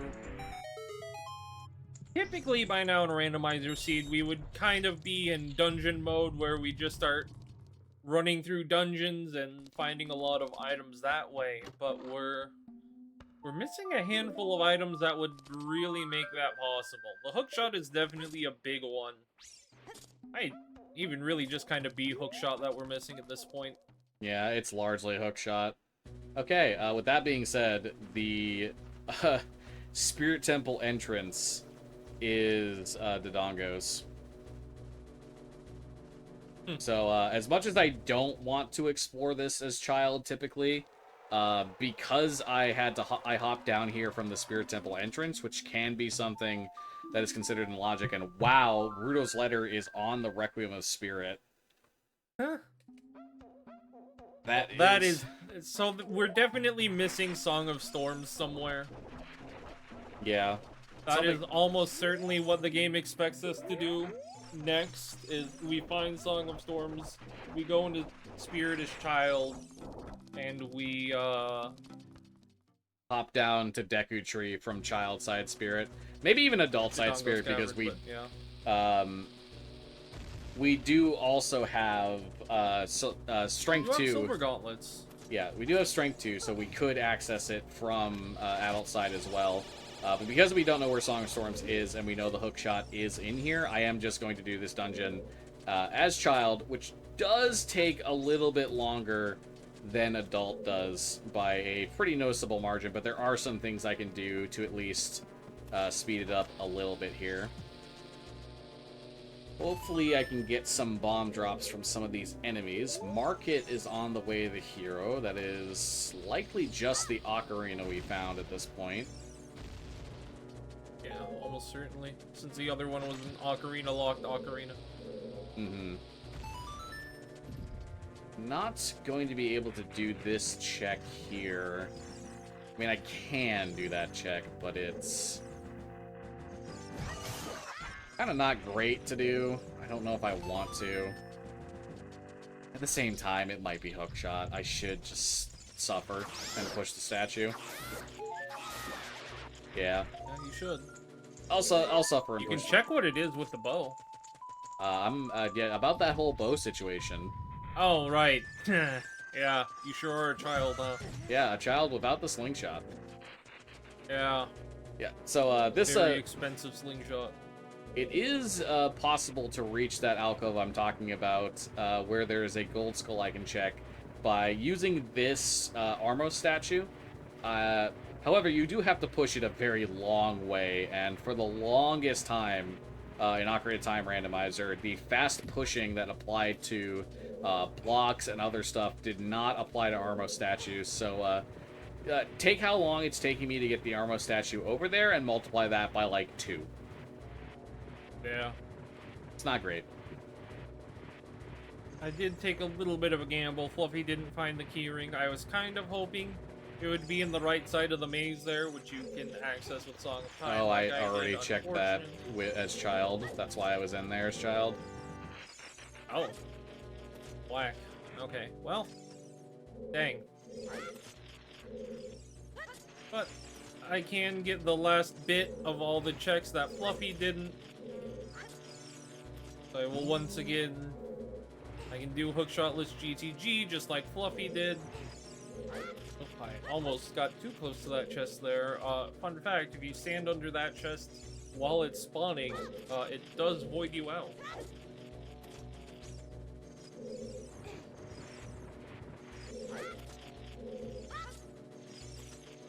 Huh.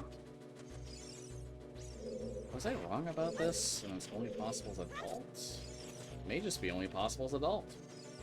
Well then.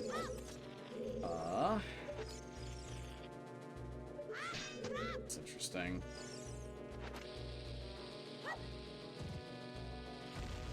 So And that doesn't the reach music it. is dead because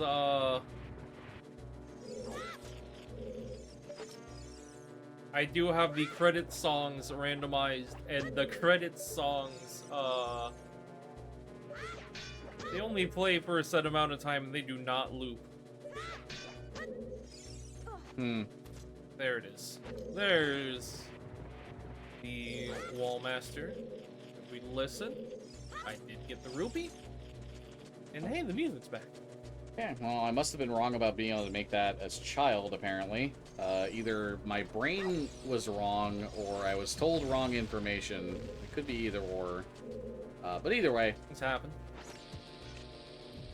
we're going to go ahead and just do a little glitch here called a ground jump. By trying to pick up a bomb or any other object, and having it kind of nullify when in your attempts to grab it while it knocks you back. It's mostly just explosives in this particular case.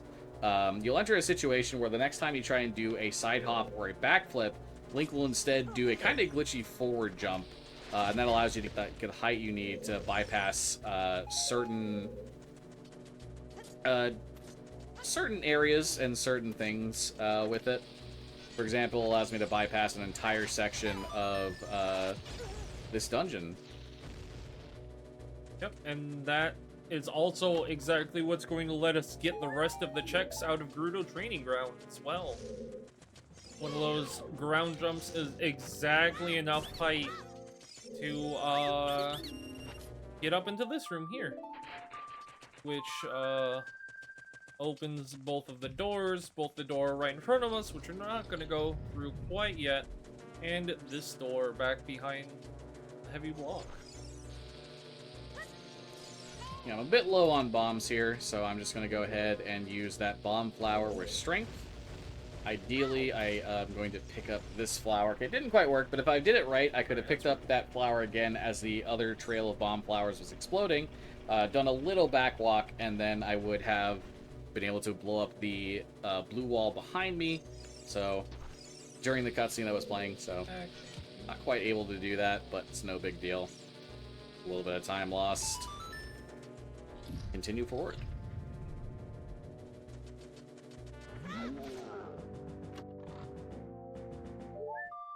Heart container on the compass chest in Dodongos. I need to stun him. Does the boomerang work to stun him? It sure does. Nice. Hopefully this guy gives me a bomb drop. He did not. So once again, I'm still kind of short on bombs. Most of the enemies in here have a 50-50 chance to drop bombs. I got pretty unlucky with most of them, which is unfortunate, but it is what it is. I will not be able to check what one of the skulls in this room is. Nice camera. Excellent camera. Never had a camera more silly than that one.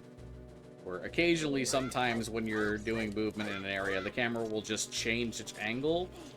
Like right there, again, it tried to do the same thing. This time I was ready for it. But sometimes it'll change your angle, and that subsequently will change your run direction, and you'll just hop off a ledge that you just climbed off of. Don't worry about it. Hey Fluffy, did you ever do adult archery? I did. It's nothing.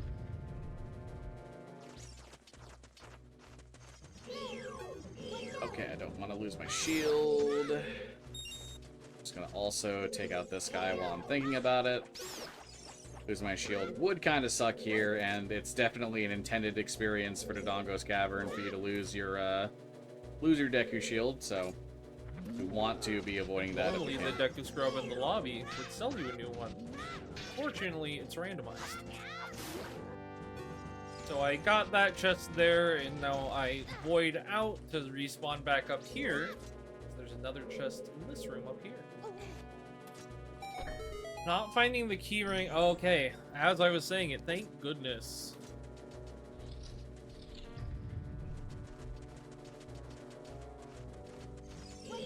I didn't mind mark the spirit keyring. I should do that in a minute here. Here's Scarecrow chest. There's only 2 more checks I can do in Gerudo Training Ground, and only 3 more that aren't inside the maze requiring the keyring. The last check that's not in the maze would require iron boots, which we do not have. But thankfully, I found the keyring. So killing all those enemies spawns one of the chests, and then there is this chest behind the fire, where normally you would need the hammer to break down these statues to get rid of the fire. However, fire damage is weird. Do this correctly. Fire damage is weird. Taking fire damage makes you invulnerable to fire damage for a short amount of time. So you can just get hit by it and walk straight back in with 0 repercussions and open that chest. Ugh. Didn't find anything but the keyring in the back of GTG. And I'm in a bit of a conundrum here. I don't have enough bombs to hover to the last part of Dodongo's cavern.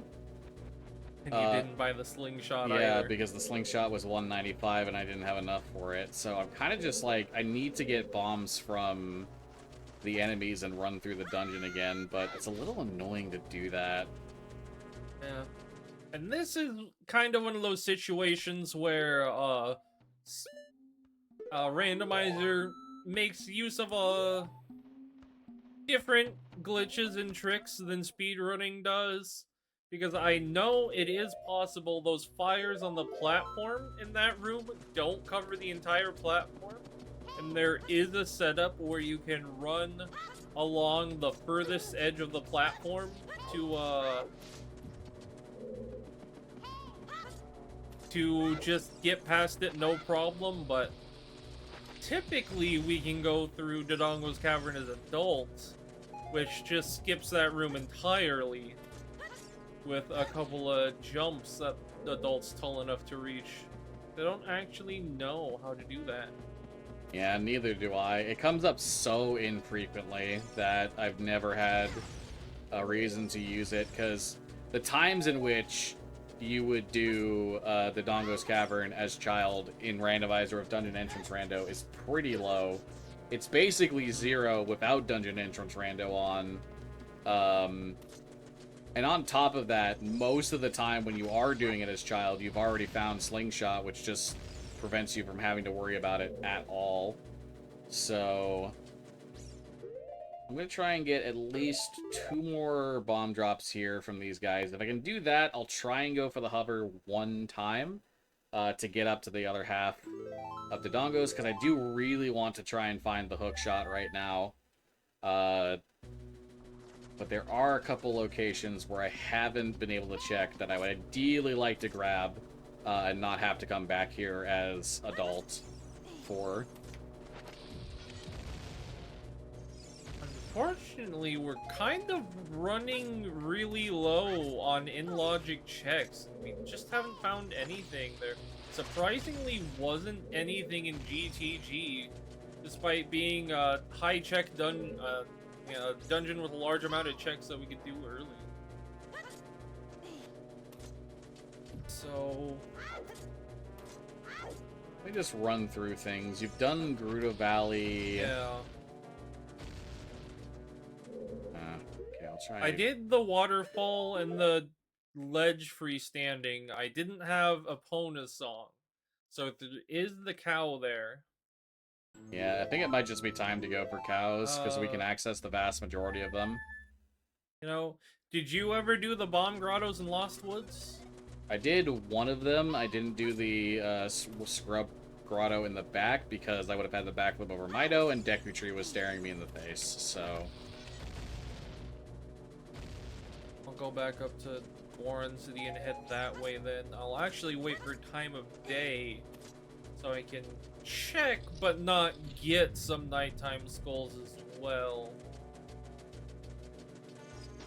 Alright, now I have I 14. saw my... There's 2. Now that I have 14 bombs, I feel more than comfortable trying to go for that bomb hover. Normally wouldn't spend this much time, you know, trying to farm a resource on a 50-50 drop.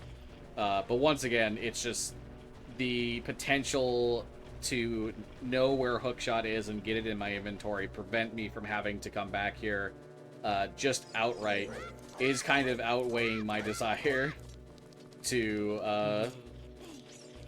go somewhere else. Once again, cameras love to hate me in this space. I don't know what it is about it. Nice. Good see target. You know what? That's fine. It's okay. It's okay. I'm not upset. It's okay to have the camera be mean to you every now and then.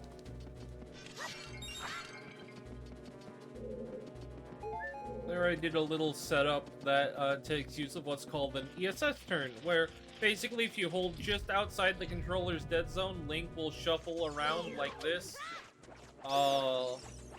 And that is a not just very, completely consistent rate at which he turns, so doing that for 1 frame is called an ESS turn. I don't like that. I don't like that I just found magic beans. And Lost Woods. Because typically, why those aren't too terribly useful. Right now, they have a very definitive use.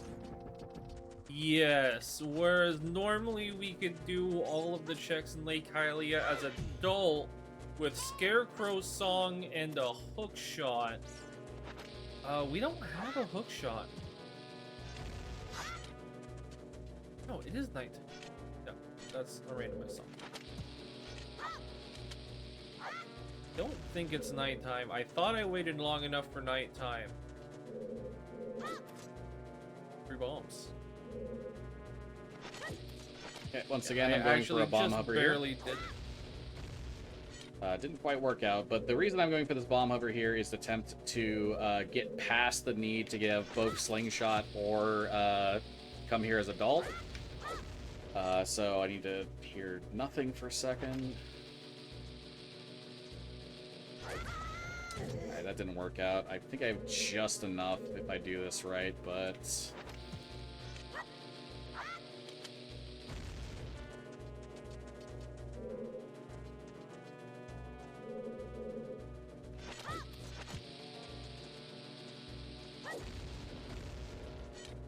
I think that killed it, unfortunately, but we'll see. The hardest part is the bomb hover is getting off the ground. Yep. For sure.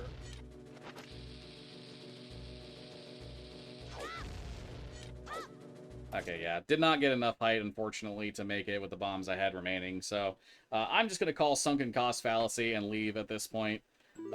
Doing that again would take a lot of time, and maybe I'd find a hookshot, but at this point I've spent too much time doing it, and Sunk Cost Fallacy is a bad thing to continue on with.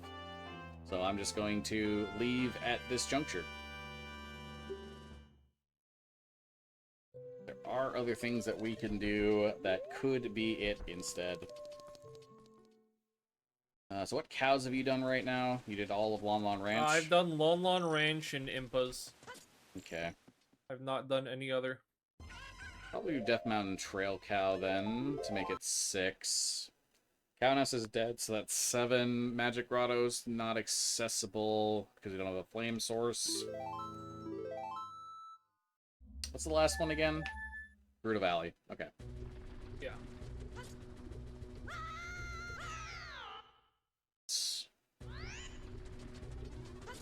Wait for this guy to walk by.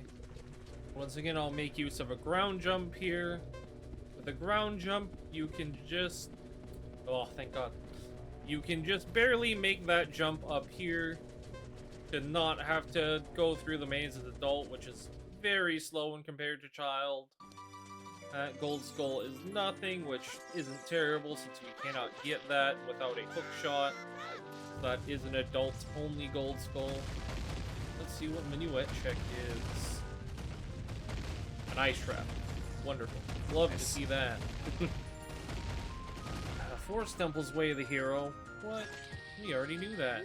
Damn. Alright. Are you child yet, Fluffy? I have not been child for what it's worth. Oh, okay. So you don't have beams. No, it's fine. Nope. So I'm gonna go chase that up. I can also get the Gerudo Valley Cow on my way to doing that. Those beams, Lost Woods, Decker Script brought up front. I might as well pick those up as well as in the just in case while I'm thinking about it. Probably not the worst plan. At this point, I also think I'm just probably gonna go kill Baronade. Yeah. Just because Baronade does technically count as part of it does as because Baronade is the boss of Deku Tree, it does technically count as a potential way of the hero for it. It's more than likely the boomerang, but you can never really count out the potential of something that's in a location being it, and also we'll likely have to come back and finish off that boss anyway, so it doesn't really hurt to head on over. Yep, and while we've mostly been avoiding it, despite being significantly expensive, the slingshot does lock one singular check. And you know, speaking of one singular checks, I don't think either of us has done Child Dante yet. Nope. We've just not had the time of day line up for that. Yeah. Ah, right, speaking of time of day, I can't leave market as a child. Well, at nighttime.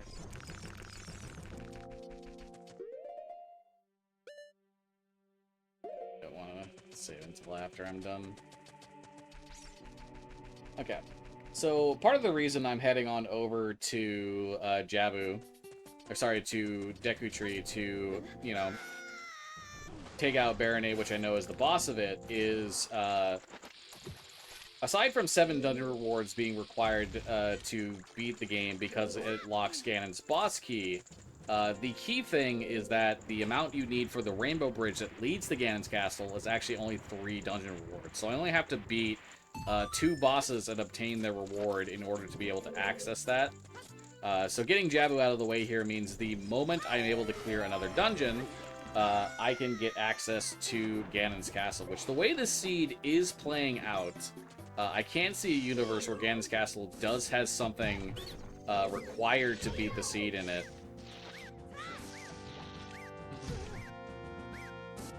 So that does put me in a situation where I think I want to make sure I have this first dungeon reward obtained and ready to go whenever.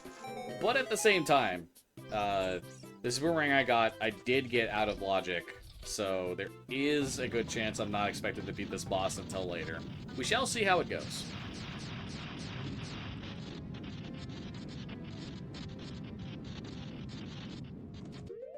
Alright, so Baronade is one of the coolest quick kills in the game. While a lot of other bosses don't have super engaging quick kills, it's just sort of like stun them, kill them, and they're dead type of deal. Baronade has like a 3-fold thing. Well, the first you do is you take out these 3 tendrils connecting the top, then throw the boomerang into Baronade as the jellyfish come out of Baronade to start with. Then once again, the same way, when the jellyfish start to come out again, you throw the boomerang in, use Deku Nuts on both sets of the jellyfish to take them all out instantly. Then from there, you hit Baronade with the boomerang, knock it into the ground, roll into it to... if you roll into Baronade in the final part of the fight, Baronade will come out of the ground as soon as possible, which lets you complete the fight really quickly. It's one of the more satisfying quick kills in the game, and I love doing it. The reward for Baronade Heart is nothing, so... We do get the Shadow Medallion from this, but that doesn't lead to anything. You don't? Nah.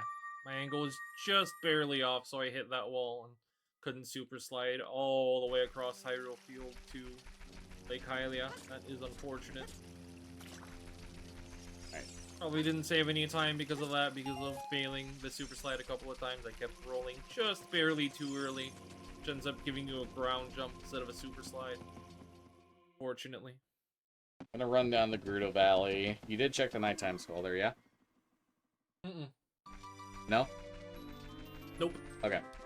I did not. I can check it then. Boomerang could be required for that. But the main thing I'm going for is the cow in Gerudo Valley. It does also let me plant the magic beans while I'm there as well. So, that's the main reason I'm heading there. One of the things about time of day routing is defeating bosses, as well as the action of going to outside Ganon's castle, do set time of day. Whenever you beat a boss, it pretty much sets you to midday. So if this works out, I should be going into Gerudo Valley around the time it goes night, which means I can pick up the nighttime skull there and check what it is, and also grab it if it is an important item, which is very convenient. And using whenever you defeat dungeons to route in time of day when you don't have access to Sun Song is one of those skill expression things that a randomizer player can do. Doesn't always come up as good because sometimes there's just nothing else to do. But in this particular case, you can see it's almost nighttime. Won't have to wait very long at all for when we do the Gerudo Valley Nighttime Skull. Oh boy. And as you can see, going child and then back to adult, you do lose whatever items you have equip swapped. You don't lose that if you say, you don't lose that if you save and quit or anything like that, but you do lose it when you change ages, unfortunately. Death Mountain Trail Cow was nothing for the records. That was 6. This cow will be... Hey, did you ever do diving in the lab? No, because I just got gold scale, recently. I will be doing that because I'm going there anyway to plant the bean.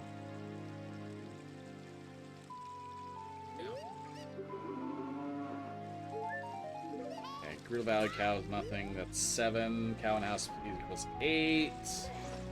So... Did you get the Death Mountain Trail one? Yes, I did. All that leaves is Magic Cow, then. Yep, and we would need a fire source for that, so Din's Fire or Hammer plus Fire Arrows also works, but ideally Din's Fire so we can do it as child. I just planted the beans and immediately went back adult. We are running perilously low on checks. So everything I do brings us that much closer to actually finding something. Yeah, and worst case scenario, if there's nothing else, we can always go out of logic to try and find stuff, which I have technically been doing for quite some time. It just hasn't been working out all that well for me. Partially because of a skill issue, but, you know, that's how it goes. Sometimes bomb hovers are hard to do. Hey man, what do you got for me? Nehru's Love on Lab Dive. Wow. Ugh. You know what neither of us have done, by the way? What? Neither of us have done Goron City Grotto, have we? Nope. That is something I was gonna do after Lake Hylia. Oh, ooh, I almost made a mistake. I don't have money. I'm poor. I need to get money to go fishing. Yeah, and I'm realizing now that Market Way of the Hero, while it's likely the Ocarina, there is a fringe chance that it is this slingshot. And the fringe chance is that there is one check in the game that hard requires the slingshot. So I'm going to buy this slingshot for 185, save warp, and try and go over to Lost Woods to check that one thing that it unlocks. And see if that is something. That would be wild. At this point, you gotta consider anything with how little in logic sure. checks are remaining. The good news is, once we find whatever we're looking for, we should be able to start blitzing dungeons pretty quickly. Yeah, we have just about everything else we could want. Wow. And even that's not true. We don't have a hammer or a mirror shield, I suppose. Not necessarily requiring them. 7 out of 9's dungeon rewards does mean we only need one of Hammer, Mirror Shield, Boomerang. Yeah. Okay, so it was not the slingshot on the slingshot game in Lost Woods. It wasn't Adult Lake Hylia either. So... What do you say Tektite Grotto was again? Minuet. Okay. Now, there is yet another singular check that we've been avoiding thus far. Epona's Song does give us access to... Wait. Oh, I'm so silly. We have access to GTG entrance, don't we? Yeah, and we can Lensless Wasteland after that. I wasn't thinking about that part, I'll be honest. Yeah, you know, I totally wasn't either. I'm not gonna lie with you, Chief. I definitely realized that we had Gerudo Fortress in Logic. And, we know GTG entrance is Fire Temple, which has a singular check. But, yeah, we can also just cross the wasteland to get to, Dodongo's Cavern that way. Yeah. Might Get there be a check on the Gerudo horseback archery? While there could be something there that's potentially useful, we did get the hints that the Gerudo Fortress is foolish. Right. It doesn't have any items required for progression. Right. Yeah. More than likely, this seed is expecting us to enter Dodongo's Cavern via Lensless Wasteland with Epona's Song to get access to it, which, in hindsight, really should have remembered that Epona's Song doesn't just lead to cows, it also leads to having Epona's, you know. But, you know, don't often run into the situation where my ability to access both Gerudo Fortress and subsequently Desert Colossus is locked behind Epona specifically. Yep, sometimes when you do a lot of randos, sometimes trends can randomly appear out of the randomizer, and I'll be honest, in a lot of our recent seeds, we haven't been getting Epona's Song very much. Yeah, most of the time when we be getting it, it's late, leads to one item required to beat the seed, and that's usually light arrows. So, Yep. We typically don't ever really worry about that. Can I get money? Oh, I can get money in here. I forgot. No, it's GGG's only 10 rupees. It's fine. Yeah, you're fine. Yeah, both of us right now just heading to Gerudo Fortress, because I think we've both kind of understood, like, okay, we need to be going here, if for no other reason than Hookshot is wildly important right now. Hookshot with Gold Scale gets us into Water Temple, which subsequently gets logically, us... of course. Yeah, logically, of course. I don't think, I'm certainly not going to do... Oopsies. What the game would intend me to do to get into Water Temple. Just because I'm bad at that way. There's another slower but easier way to get in there.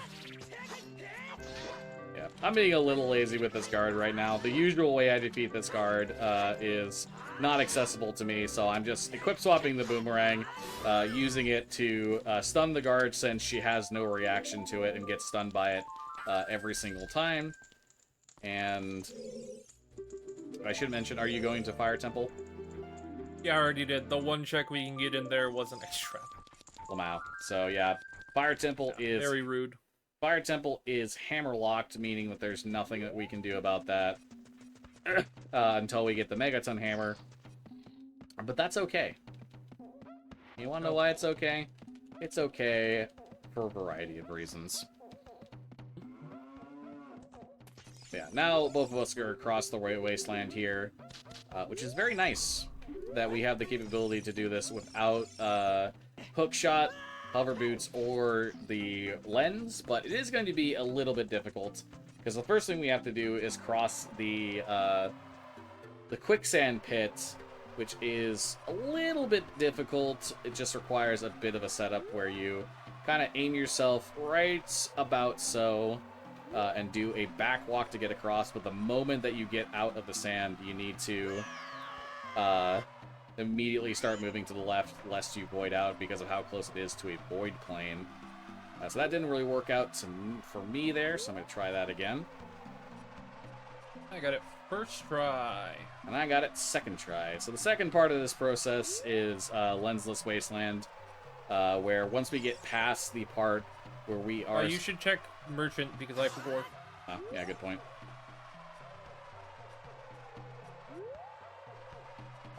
You're expected to have the hover boots to reach this guy here, but with a precise angle and a good time to jump slash, you can get onto his carpet just for time.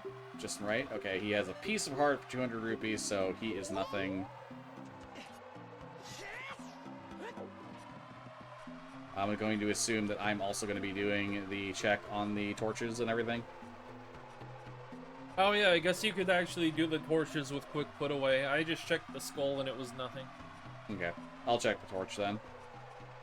Oh yeah, the second part of Lensless Wasteland is going to be using visual cues on the ground, mostly related to ground textures, to navigate our way through the wasteland over to Desert Colossus. Which...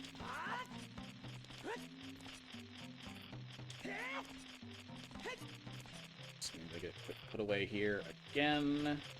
Follow this seam of a ridge up here, and I went too far and voided out. Wonderful. I get to go again.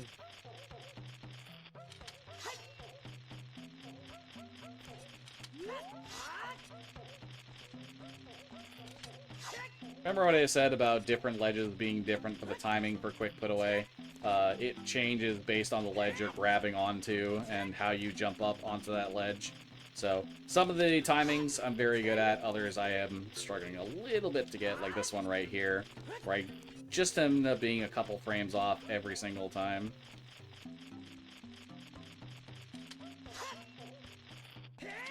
There we go, got it that time. And now we'll go ahead and use that to light the torches once again. This will be the last thing in the Wasteland, so we should never have to come back here, all things considered. Just Deku Nuts, so nothing important. Nice. Hopefully the boss of the Dongos is not something we can't beat, but I have... We do have Koror's Wind, worst case. Yeah. Alright, so the ground textures we're looking for is there's this line of white on the ground that I use until I get to about here. We stay on the right side of this ridge until about here, where we pass over to the left side. Then we stay on the left side of this ridge until such a time as we reach this pit, at which point we will hug the left side of the pit around the corner here. Once we reach the flags, it is a simple straight shot over to Desert Colossus. Knowing these ground textures will save your life in terms of navigation. Absolutely. I don't know them very well, that's why I voided out.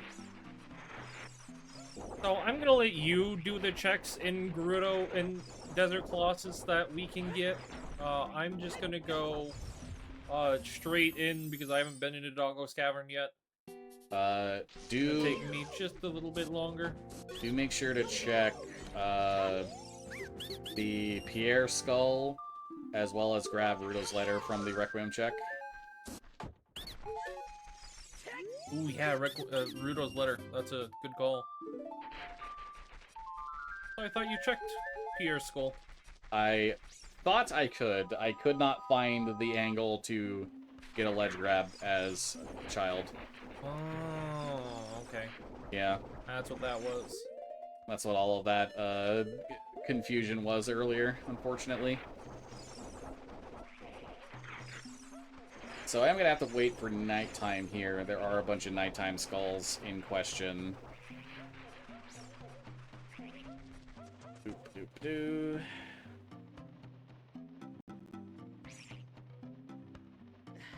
Come on. There we go.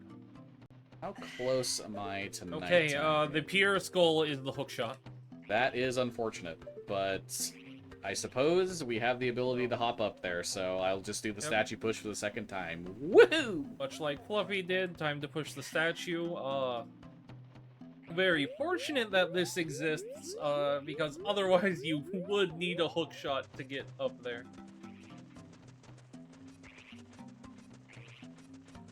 No, hook shot, locked hook shot would be terrible to see at this point. Okay, man, and you can take advantage of WeVC to go get Boomerang with Deku Sticks. Yeah, I absolutely will be doing that. Alright. I don't think we've mentioned this yet, but we are actually technically playing different versions of the game. Fluffy is playing on their Nintendo 64. I am playing on Wii Virtual Console. And while we are both playing on the 1.0 version, as Fluffy just mentioned, on Wii Virtual Console, you can equip swap sticks, and it works just fine. But on any other version of the game really freaks out. Textures start bugging out everywhere, and the game will eventually crash. Sometimes instantaneously, sometimes it'll take a few seconds, but the game will inevitably either crash or soft lock. Yeah. There's no way around it. Yeah, and that is probably the single biggest advantage that Wii VC has for speedrunning, because there are routes that you can do with that for 100% or other things, where you can use Deku Sticks as the main source of damage for Adult Link, in a case where otherwise you wouldn't be able to. But the other particular use case, obviously, is being able to use it as a substitute for a fire source in places where you have a torch and can light a Deku Stick. Yep. So you didn't check the gold skull above the alcove either, did you? Could not, was child, no. Yeah. No bomb choose, no slingshot at the time. Which I do have now, but... So there's this gold skull here, and it is just a piece of heart. Thank goodness that one's even more annoying to get than Pierre's. Than Pierre's piece of heart, or gold skull token.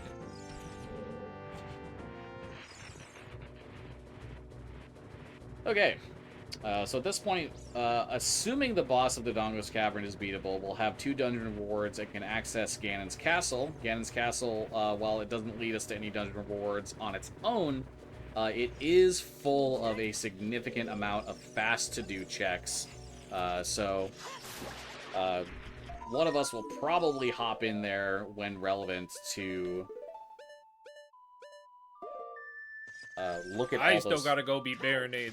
Yeah, it's probably gonna be me. I gotta go get my boomerang and beat Baronade.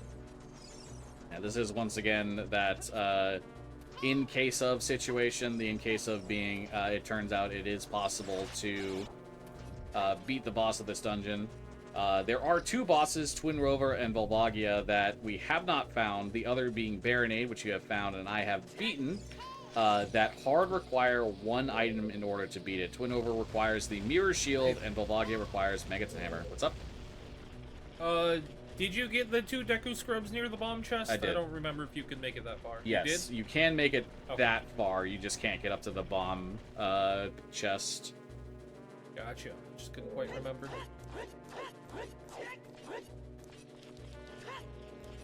Alright, so now, the big reason to come in here, we can do this as adult is, when I don't mess it up, there's a semi-precise jump you can do off of here to just barely ledge grab this platform as adult. It's a little awkward because you can't just hit the corner straight on like that. You do have to aim for either side of it. Either side does work. There we go. Slow down a little bit. There we go.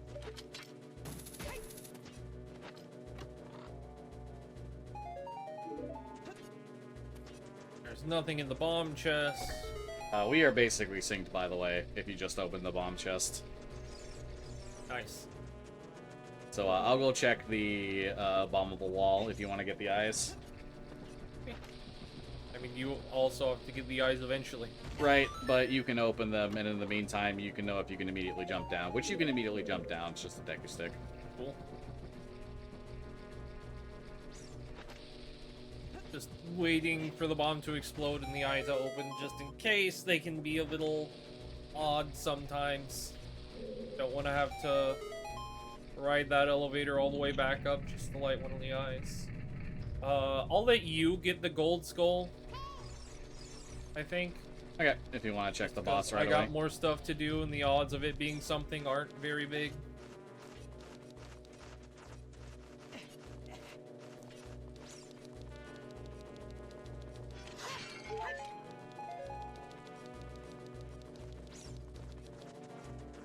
Plus, I'm gonna have to re-enter the dungeon to get Rudo's letter anyway, because I didn't get it right away, because I kind of forgot, to be Foolish. honest. Foolish samurai warrior. And the boss is vanilla. the boss is King Dodongo. That is beautiful, actually. So that is guaranteed 2 dungeon rewards, which means we do have access right now to Ganon's Castle, which is where I will be going pretty much ASAP right after we're done here. Hey, don't forget to go get Strength 2 before you do that. Strength 3, but yes. Strength 3, yes. Yeah, no, I'm right on you with that. I do need It's money, definitely though. gonna be faster. You only need 100 rupees. It's not that much. Yeah, it's not that much. Just a wee bit annoying. There didn't happen to be money in that chest above Dodongo, yeah? Nope, it was arrows. The skull in the back was nothing. Okay. Yep, I figured as much.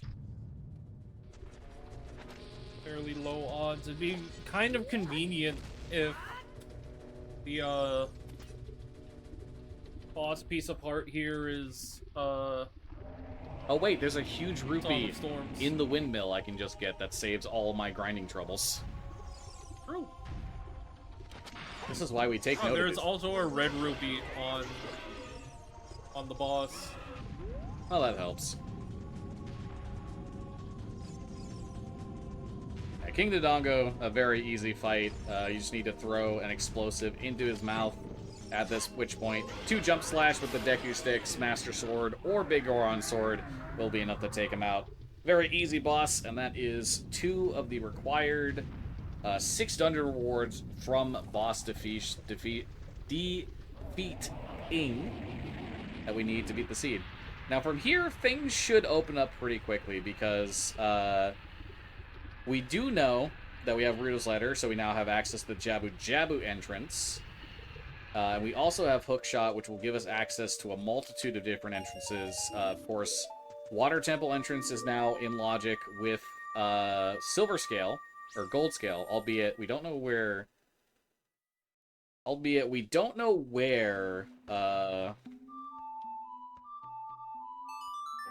Words are hard, how do I use them?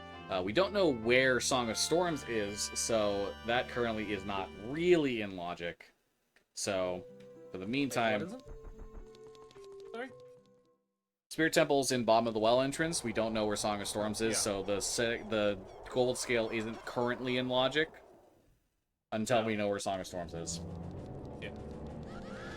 In the meantime, though, I'm going to go ahead and grab Strength 3 from CAC, as well as fill out my wallet. While I don't necessarily need Strength 3 to access what I want in Ganon's Castle, it is also not going to hurt to pick up Strength 3 just to save the time of potential failed attempts at what I would normally have to do.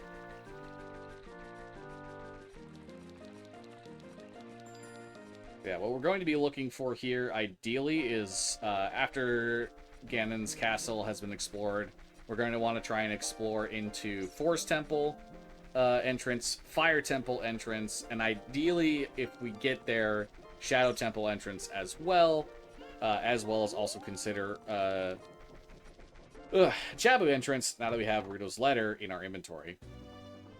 Yep. These are all things that we have to consider first and foremost because of their logical accessibility versus things that are out of logic in a sense. So, doing a little bit of a glitchless jump here, where if you hop onto one of those pillars and then hop off at the right point, you can get on top of this windmill and pick up the item that is on where that heart piece would normally be, which is a huge rupee, fills up my wallet entirely, and gives me access to the ability to buy Strength 3 from the Potion Granny. Yep, and as Fluffy previously mentioned, I'm gonna go ahead and flip swap sticks so I can get that boomerang and avoid having to come all the way here as child just to get boomerang. Yeah, and this is where the breadth of knowledge of Ocarina of Time glitches can come into play. Both Kman and I can access this boomerang outside of logic that it would intend us to come here in the first place. Well, Kman would be expected to have a fire source to come there as adult. Being able to use Deku Sticks completely circumnavigates that. And me being able to use Quick Put Away, as well as the ability to do a bomb hover, lets me circumvent the need for Hookshot at the time when I got it. Alright, so now I'm inside Ganon's castle. There's a couple things I'll be able to do here. I won't be able to do everything.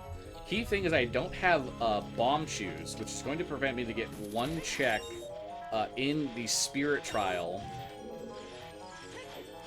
Normally at this point in a randomizer, we have bomb shoe bag enabled, which puts bomb shoes in logic, and also makes the first bomb shoe item that you pick up a bomb shoe bag, which basically gives it all the same function as a regular bomb bag, unlocks all the same checks that the bomb bag would unlock, and lets you pick up bomb shoe drops from a grass patch.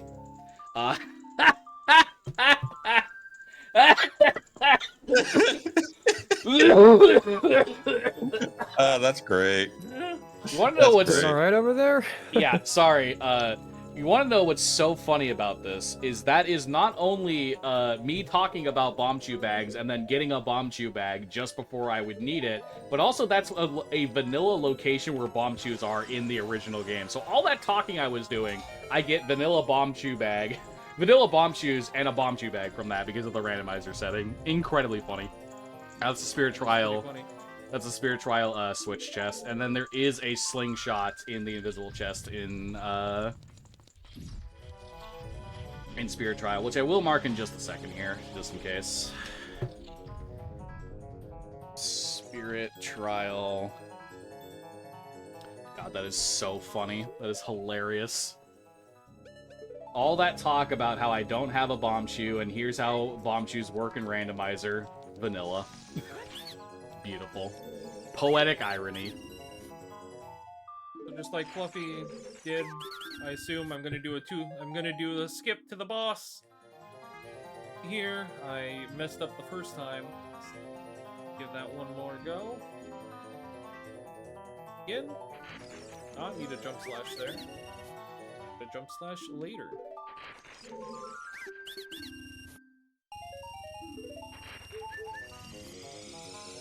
Alright, so in Ganon's castle, there is this giant pillar here, where normally, if I didn't have Strength 3, I would use a super slide to clip into this area. However, having Strength 3 allows me to completely bypass that requirement, and even though it's not a super hard super slide trick to do, it does take a little bit to set up, and each failure takes a bit of time to reset up afterwards, so picking up Strength 3 just prevents me from having to worry about that.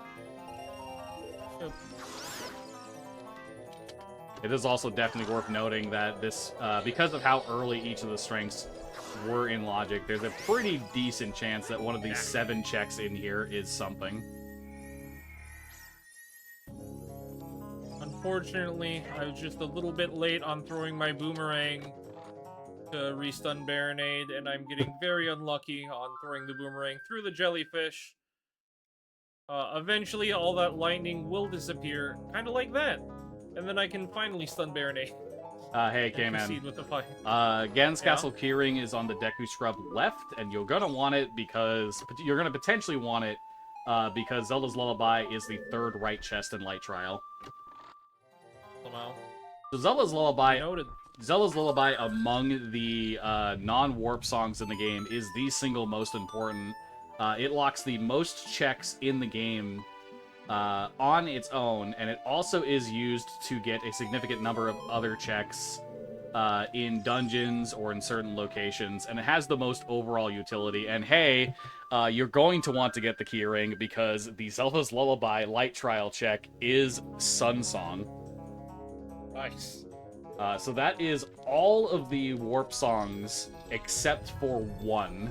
Sorry, all of the non-warp songs except for Song of Storms, which is kind of what we're looking for right now because of how, because of where Spirit Trial is, because of where Spirit Temple is. I'm only going to be able to check one chest here in Shadow Trial. Unfortunately, the other one would require me to have fire arrows or the long shot and hover boots in order to access. But I can at least check this one right here. It is the claim check. Ganon's Castle loaded right now. No kidding. Which is also good because I have eye drops in my inventory, which is one of the is 2 of the 3 trade items you trade into the same NPC, so it's very quick to check all of those together if you have them. I've been on a roll with Gold Skull tokens. I'm at 26. 27, actually. Yeah, the key thing about finding Zelda's Lullaby is where not having Zelda's Lullaby would put your ability to finish Water Temple and Shadow Temple into question, as well. Put your ability to finish Water Temple and Spirit Temple into question and completely negate your ability to clear Shadow Temple. It now makes it so that Water Temple, Shadow Temple, and Spirit Temple, when you have the other items required to beat it, are just flat beatable no matter what. Which kind of means we're theoretically almost in a go mode if we were to get lucky. I don't want to put too much emphasis on that right now because with lacking Megaton Hammer and Mirror Shield, there is a good chance that that's not the case.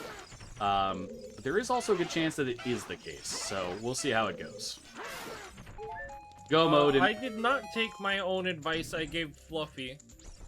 So I am going to do the Super Slide into Light Trial because Lamau, I forgot to get the gold gauntlets. That is not the right angle. I don't know what I do there. Sometimes I just don't get the right angle. There you go. Alright, and here's the last check I need to do in Ganon's Castle, the Validation Chest. It is... it's called the Validation Chest because your seed is not valid unless you check it. That's just how it goes. And it was nothing, so I can freely teleport away. I let go of Z target too soon. Okay, I can get Tektite Grotto, and I can use that to teleport to Forest Temple, actually. So I'm going to do that. I'm going to get Tektite Grotto for Minuet, and go to Forest Entrance, I think, at this point. Any objections?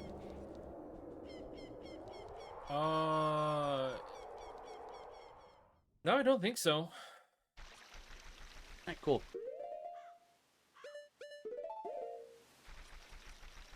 Well, I definitely should have taken my own advice and gotten the gold gauntlets. I did forget to get them before I came in, unfortunately.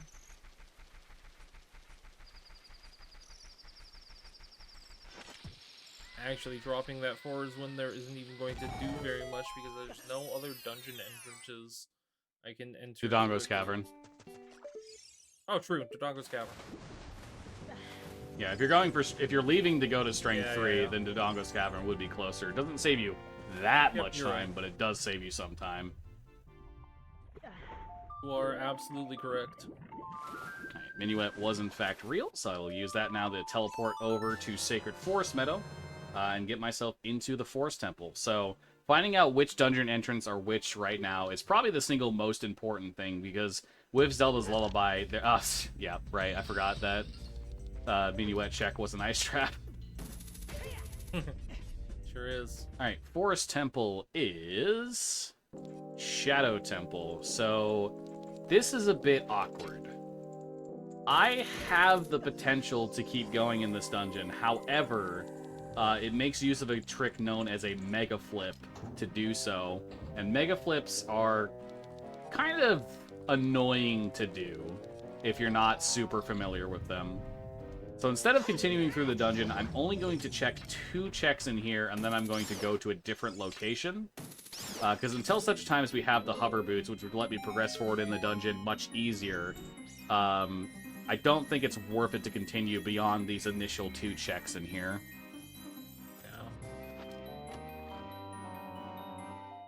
The keyring is in the map chest, though, so it's relatively early on, which is nice. Also, very conveniently, Mad Monster Mansion from Banjo-Kazooie is my Shadow Temple theme. Very appropriate.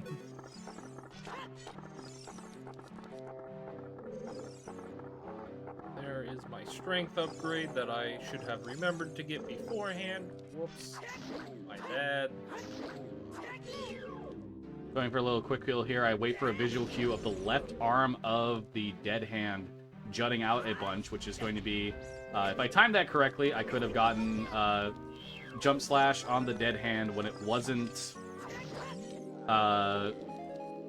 when its head is vulnerable just before it goes into the ground. If done correctly, I could have one-cycled it, preventing me from having to make it reappear from the ground. Didn't quite work out, so it's no big deal. And here we go with the hover boots chest. It is the Goron tunic, which is a very good find, actually. Because while I have a decent amount of hearts, I don't have that many hearts. So a superheated area would be a bit of a worry. On that note, I'm probably going to head to Fire Entrance, since I can go do that now.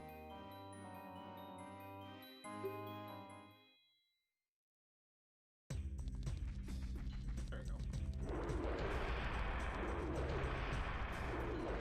Yeah, right now the information of what dungeon entrances are what I think is more overall important than trying to get progression through a dungeon we can't logically do. Why am I checking these? I already know them. And the main thing for that is we would ideally like to find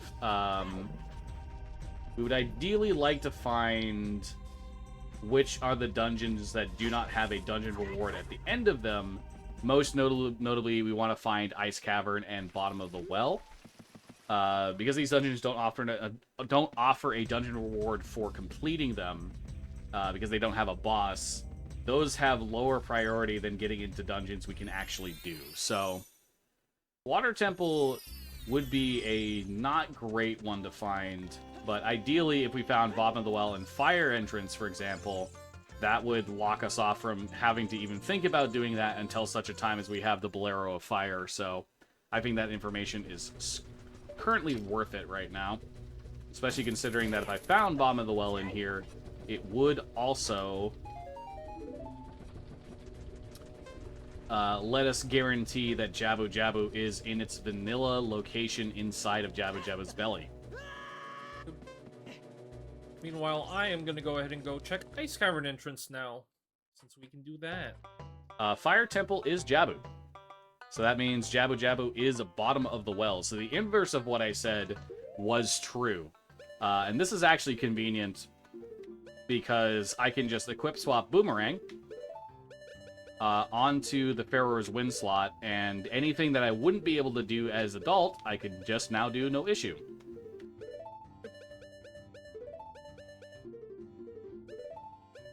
Come on.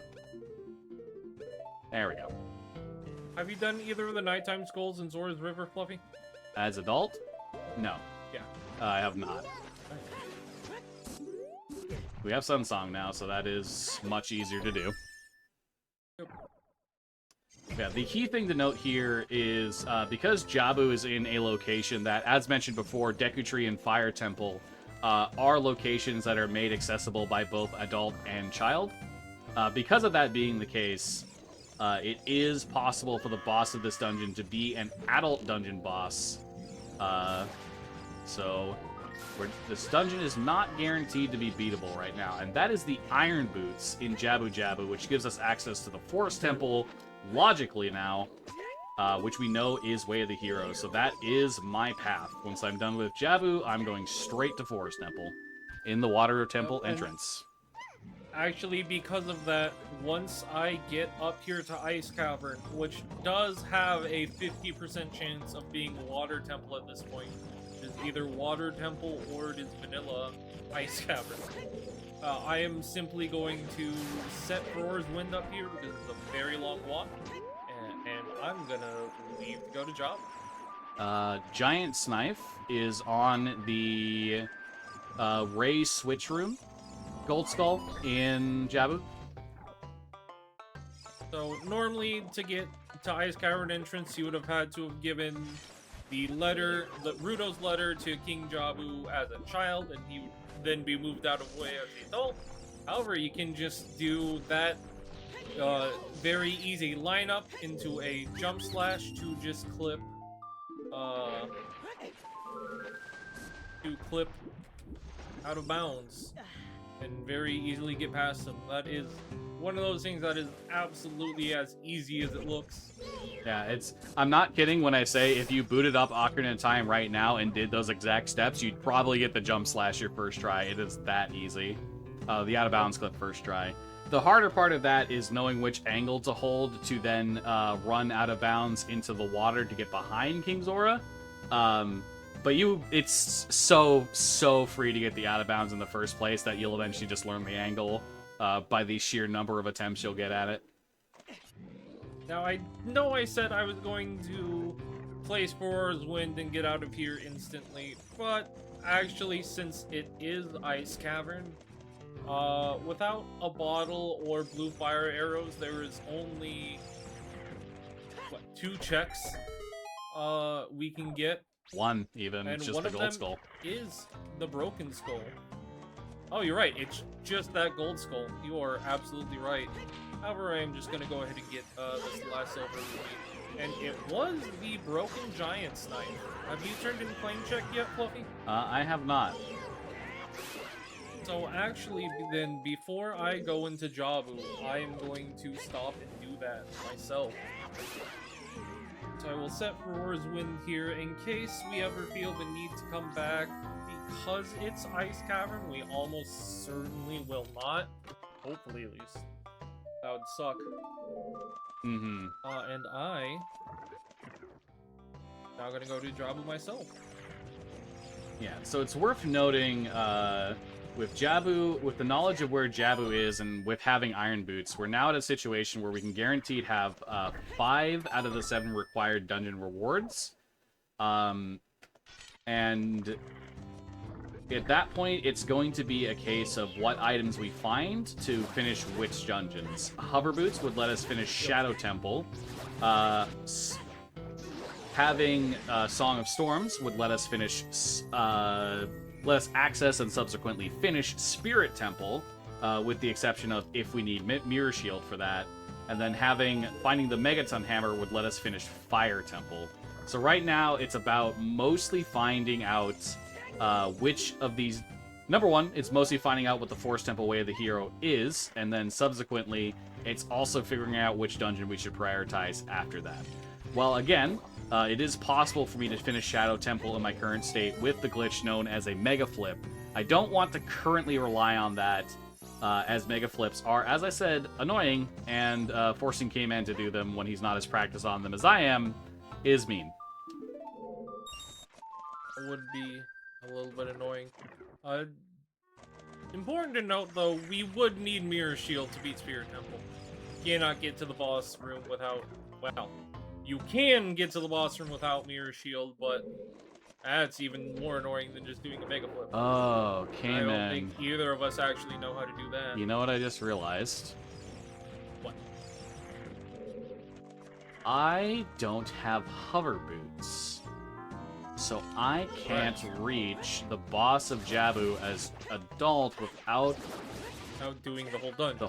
doing the whole dungeon. And I'm pretty sure the mini boss of this dungeon doesn't get damaged by Master Sword. I don't think that's true.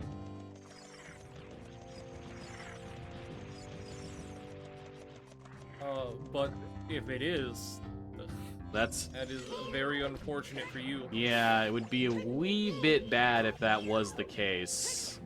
Because while you could just equip swap sticks and do it, that would crash my game. Yep.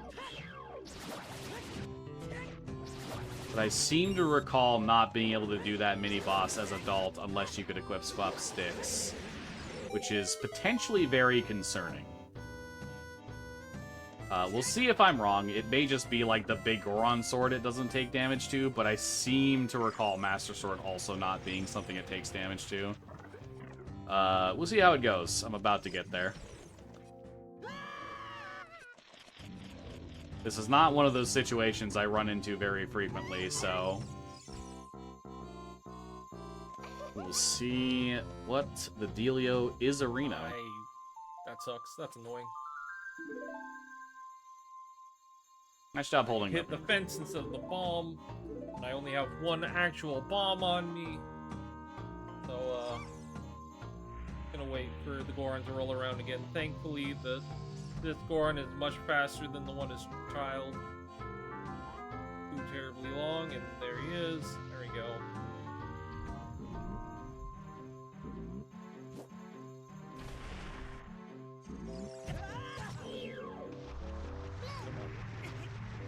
Back down. Okay, so I was incorrect. The Master Sword does damage this guy. So That's what I thought. maybe it's like it's Big Goron Sword and Megaton Hammer that I was thinking of, or something or another. Maybe.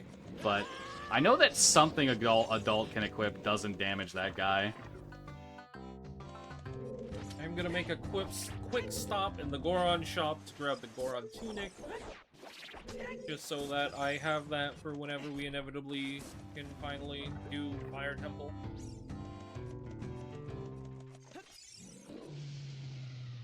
Alright, so if I had hover boots, I could have skipped that entire last section of the dungeon.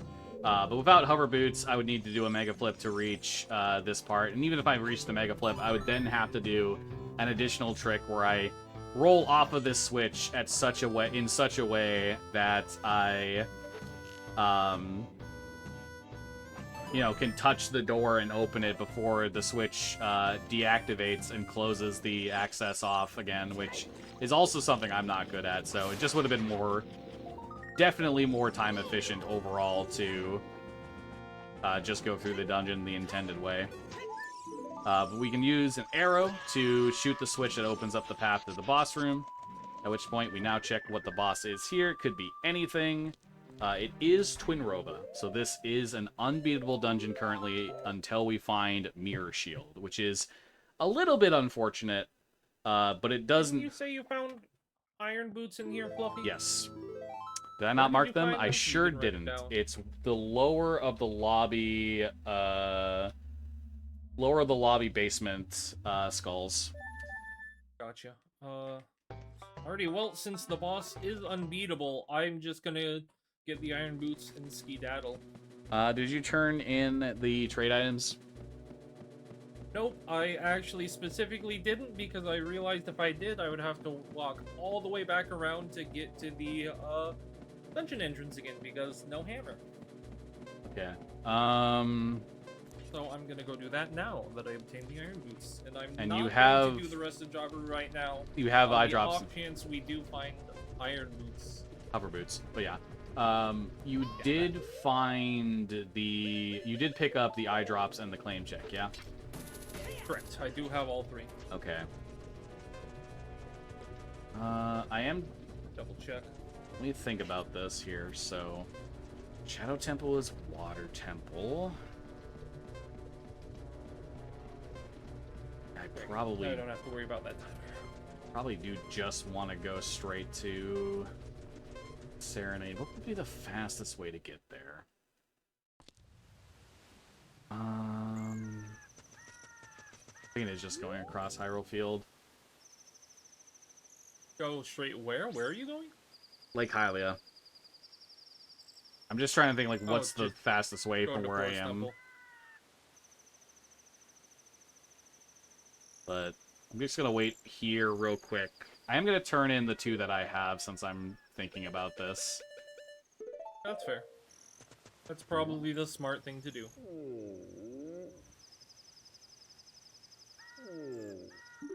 Turning in claim check. Claim check is nothing. Turning in eye drops. Eye drops is also nothing. And Broken Giant's Knife is also nothing. Okay. Alright, I unfortunately do need to be right back real fast. I am going to go AFK for a brief moment. My apologies. It's okay. That's quite alright. One of us can still While play the video they're- game in the meantime. Go ahead. Yeah, good. You may go ahead. Yeah, I was gonna ask a quick question. While we're here, how far do you think we're out from either go time or the completion of this run? it's going to depend on the items that we want to get. So we know that Twinrove is the boss of Jabu. So getting Mirror Shield gets the Jabu dungeon completion, as well as when we get access to Spirit Temple, guaranteed Spirit Temple completion. But that in and of itself only would make it 6 dungeons, assuming Forest Temple will be beatable, assuming the boss isn't Volvagia. So it's really going to depend on what the Forest Temple Way of the Hero is and what that ultimately leads to. Because the Forest Temple Way of the Hero could be, for example, Lens of Truth, and then we have to go Child specifically for the Lens minigame in Market, and then we'll see what that is. Or it could be Hover Boots, which gets us into Shadow Temple for a full completion of that dungeon, but not much else. Could be Megaton Hammer, which gets us into Fire Temple for a full completion of that dungeon, plus Volvagia's boss, wherever that is. It's really going to depend on the item luck here, because we're theoretically 2 items away from Go Mode, but we could get other items that make it a bit more complicated. Like finding Din's Fire wouldn't be Go Mode, but that alongside Nocturne gives us access to Water Temple, which at that point, if I found Din's and nothing else, I'd probably just hookshot jump into Water Temple entrance with Iron Boots. I can mostly end Zelda's. I can pretty much clear that entire dungeon. This is my thought process, going rambling on and on. I'm just yapping because this is the circle I'm going in right now. Hey, we're here for that. I'm like trying to consider how does this seed end type of deal. And I do think the ideal is we probably find Hover Boots, because that by itself could also, or has very high odds of making Water Temple beatable. Just Hover Boots by itself. Oh my god, my Iron Boots sound is a great fairy laughter. That's beautiful. I love it when it's this one. Okay, so...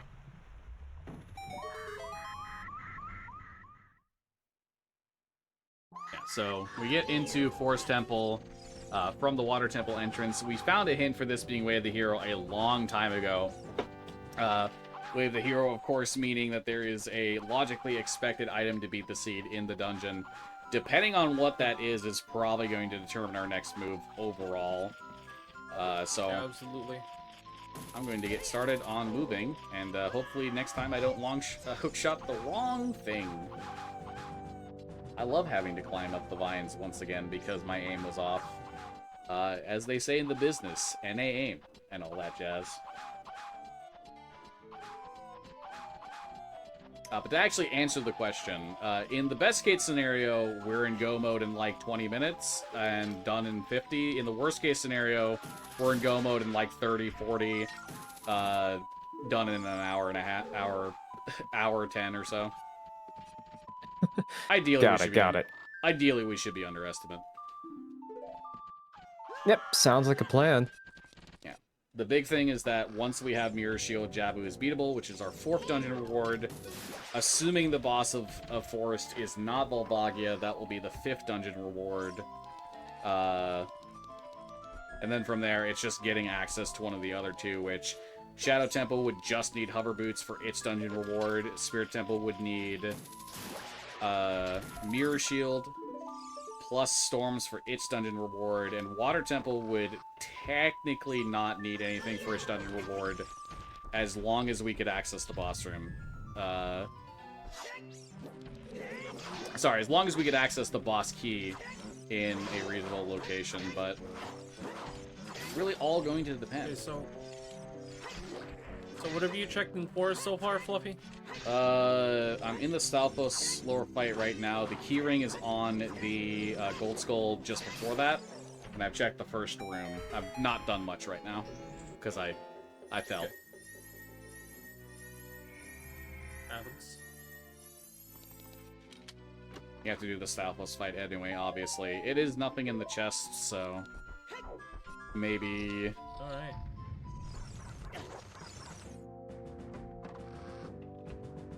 Maybe have to check bottom of the well. So, Who knows?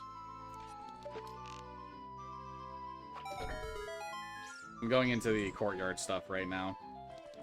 Okay, then I will start the climb after beating the Stalfos.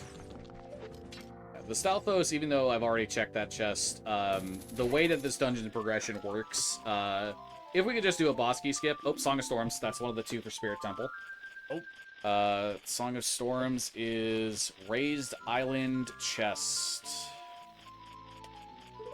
So with that, we just need Mirror Shield for completion of Spirit Temple, as well as completion of Jabu, which would put us at a theoretical 6 out of 7. So we'll see how that goes here. Gonna do a little setup here. Will get us in the perfect position that even with just the hook shot, we can hook onto these vines. Just a simple backflip dry roll will get us skipping the need to... Oh, okay, still made it over. That's fine.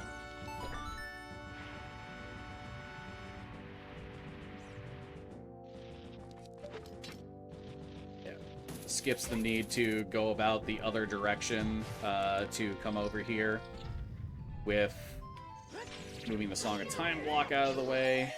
You know what I just realized, Kman? Did either of us check the Song of Storms check itself in CAC? Yeah, I did. It was a huge rupee. Okay. Wow, two huge rupees in this place. That's funny. Yep. Okay, the eye target chest was nothing. The boss key is the map chest. Wow.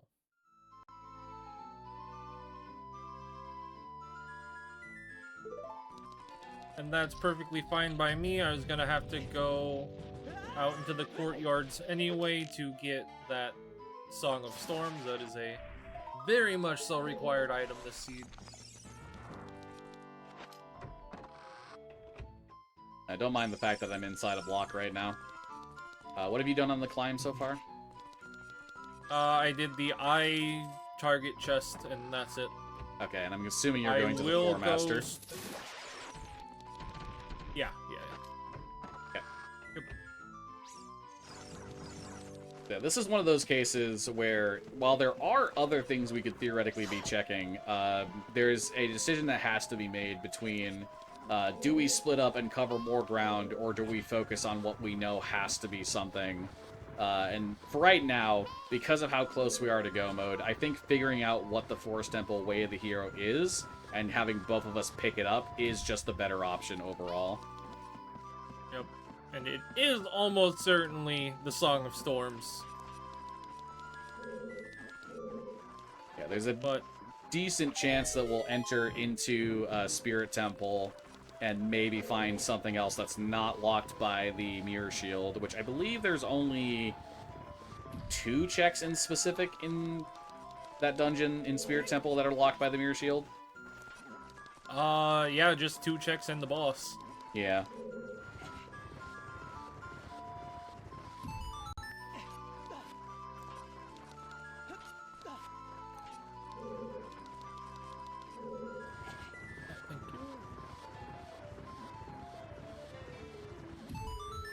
It is worth noting that this is one of those dungeons that gets massively skipped by allowing boss key skips, because once you get to the lobby of this dungeon, you can just glitch yourselves into the staircase that leads up to the first Stalfos,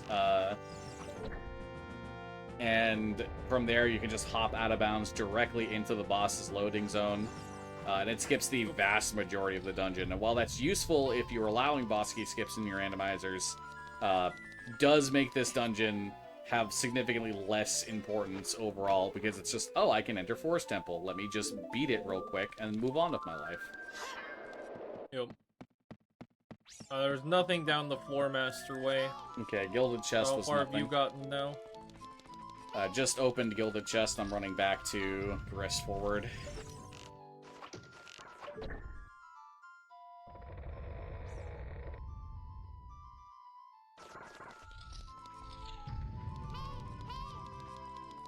Progression through this dungeon normally is so funny because it expects you to do so much backtracking.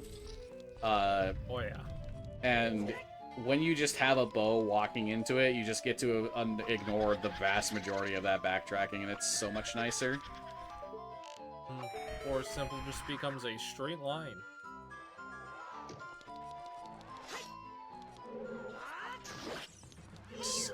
slash. But these bows are a prime example of Deku Nuts being way more useful than you gave them credit for as a kid. Well, it's very easy to write off Deku Nuts as just this weak thing that stuns targets, doesn't even do damage. Deku Nuts actually have a ridiculous amount of utility that's just kind of hidden from the player and you wouldn't expect. The red Poe chest is nothing.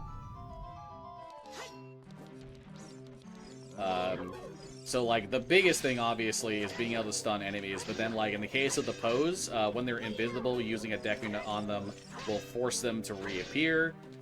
It can be extremely useful for Jabu Jabu by destroying the jellyfish immediately.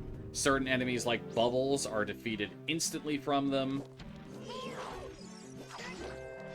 And just in general, like, there's so many good uses for Deku Nuts that you just wouldn't otherwise think are a thing that make them one of the most underrated items in probably any Zelda game.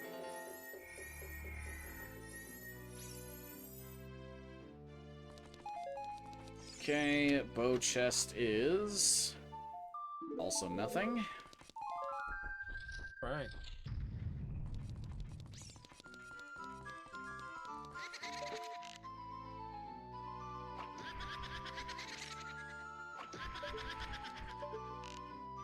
Would be nice if we had Nocturne, all things considered. Would be. Being able to warp back to CAC would very quickly would be nice.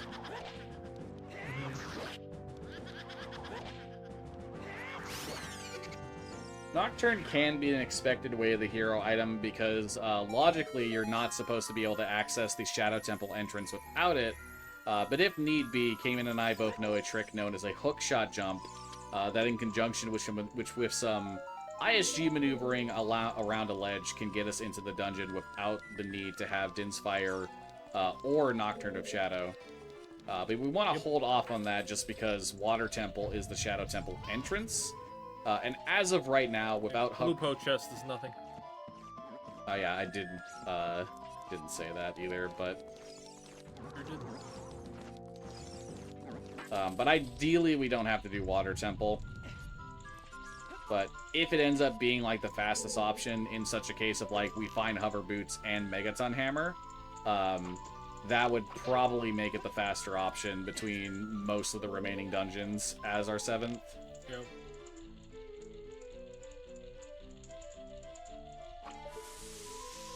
A little bit of an oopsie on that eye switch where I NA aimed again. Okay.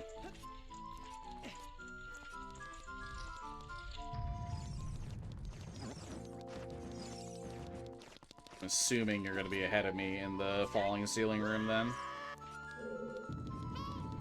I sure am.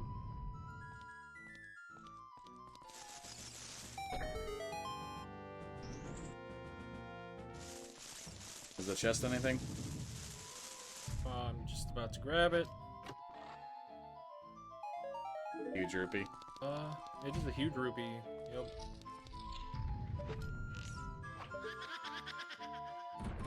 I may or may not have gotten crushed by the ceiling, Lamau. That's how it goes. May or may not have went one tile too far, like a fool. Oh yeah, I know that feeling. Happened to me all the time.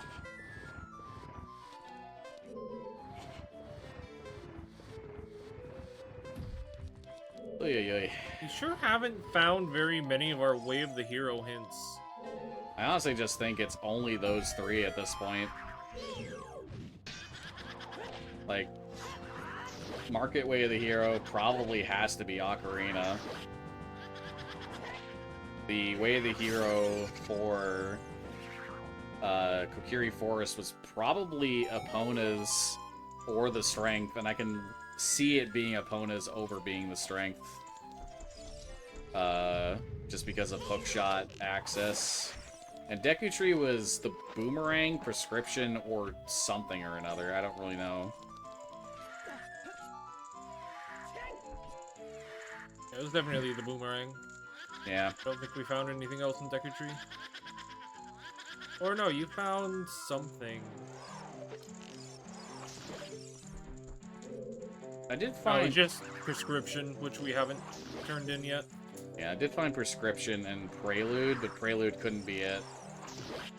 Yeah, Prelude doesn't give us any checks.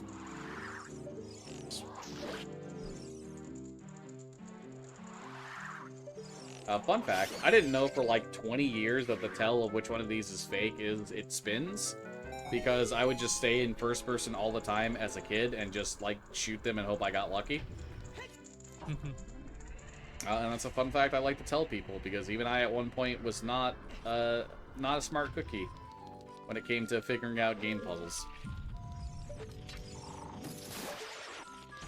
Alright, basement chest is purple rupee and fire arrows on the gold skull. Forest, temple, gold skull, basement. Alright, small little thing here. Normally the game expects you to complete a full puzzle here. However, that puzzle is slow, so I'm instead just going to side hop, do a little roll right after, do 2 crouch dabs and a jump slash, which puts me out of bounds. Allows me to completely ignore the puzzle in question and go straight into the boss, which is, drumroll please, Phantom Ganon. It's a vanilla boss. It is beatable, so that is our 4th dungeon reward out of 7 required. 2 vanilla bosses, by the way. Definitely randomized, smile. Nope.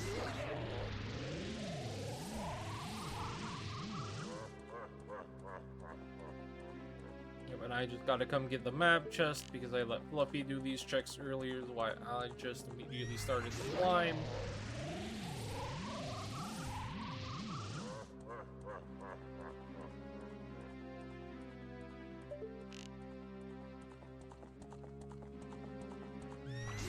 Alright, now that that is done, I'm going to... The first phase is done, I should say. I'm just going to immediately activate ISG, because fighting this guy normally is annoying. So instead, I'm just going to activate ISG, which will make all of his projectiles reflectile back at him, as I was saying. Reflect back at him without having to even worry about properly timing. But the other great thing about that is it does mean that my infinitely active hitbox alongside power crouch stabs means I have infinitely active jump slash hitboxes and easily 2 cycles him once I stun him down. There we go. And the reward for Phantom Ganon is another bow, which I'm going to pick up to refill my quiver. Okay. Yeah, I probably am just gonna go child and go straight in the Spirit Temple at this point. Yeah. Actually, I didn't do Lab Dive.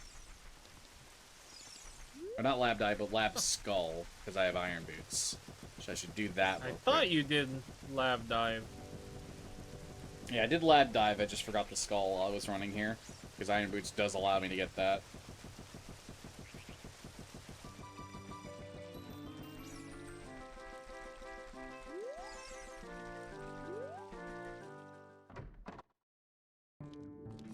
So, there is a gold skull inside of this crate. Had we had Iron Boots earlier, along with Hookshot, we could have avoided the need for Gold Scale to check the Lab Dive check.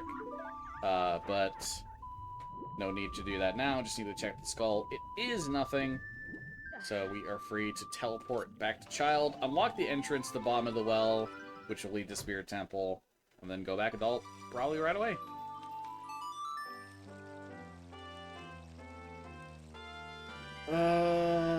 You know, Kokiri Force was Way of the Hero. It may be worth... Oh, yeah, the Light Arrow cutscene check. It may be worth checking the Kokiri Forest Storm's Grotto. Maybe.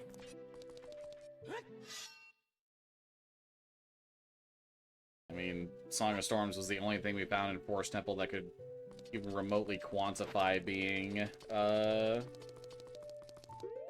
Way of the Hero. Yeah, there was nothing else. It was just Song of Storms, which is likely for access to Spirit Temple, but it could be for one of the grottos. There are 6 grottos in the game that can be unlocked with Song of Storms that have randomized checks inside of them And currently we can actually access and get the item in all of them. So, it is something to consider.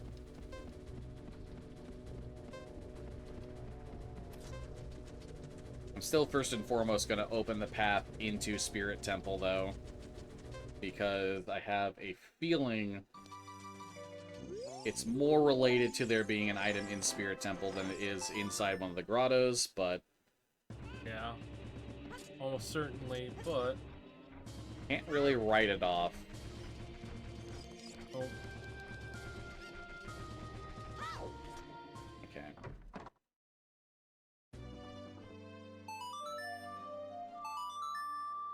Okay, so I think what I'm going to do is after I play this, I'm going to warp to Sacred Forest Meadow and check the SFM and Kokiri Forest one before I go back adult.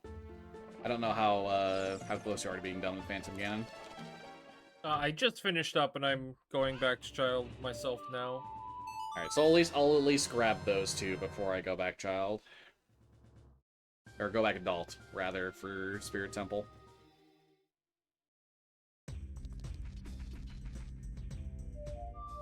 Yeah, so the situation we're in, Mirror Shield would give us 2 more dungeon rewards, being able to defeat Twin Rova in the boss entrance of Jabu Jabu, as well as access the boss of Spirit Temple, which, so long as it's not the Logia, we can defeat it.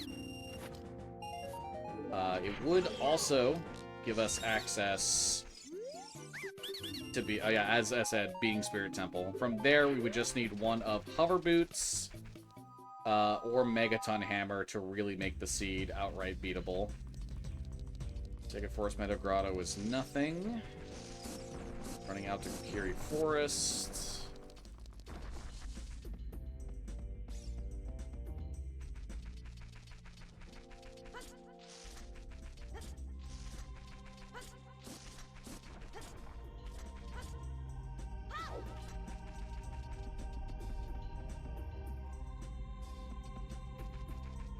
Don't want to accidentally enter that grotto. Be a little silly.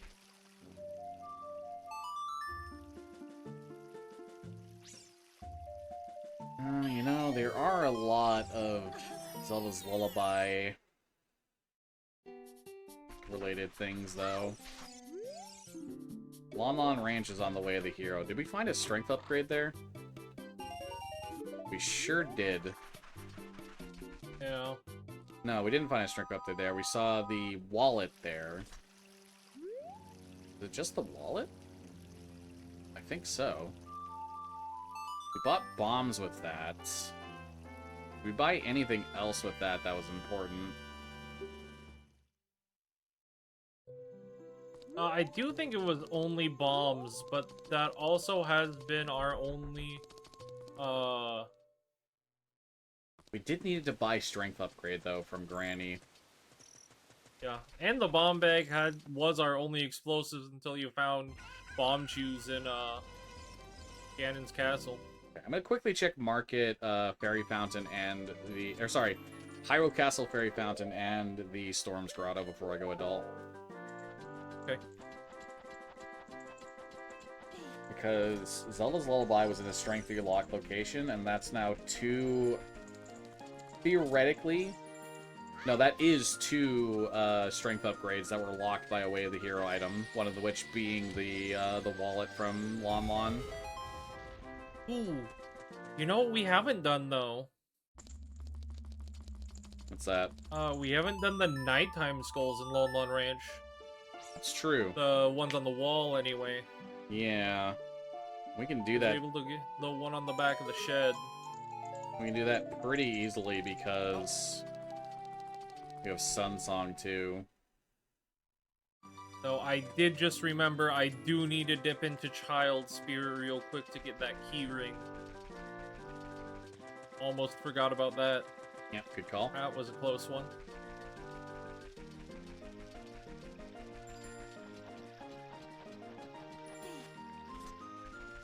And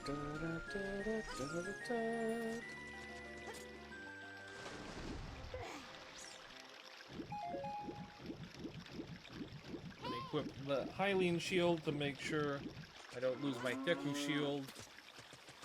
So we shouldn't really have... We almost certainly won't have to come back to Child after this. Hopefully. Yeah, because the only child-specific fairy fountain is the Hyrule Castle one, yeah. Yeah, the other one is adult only, or... Yeah.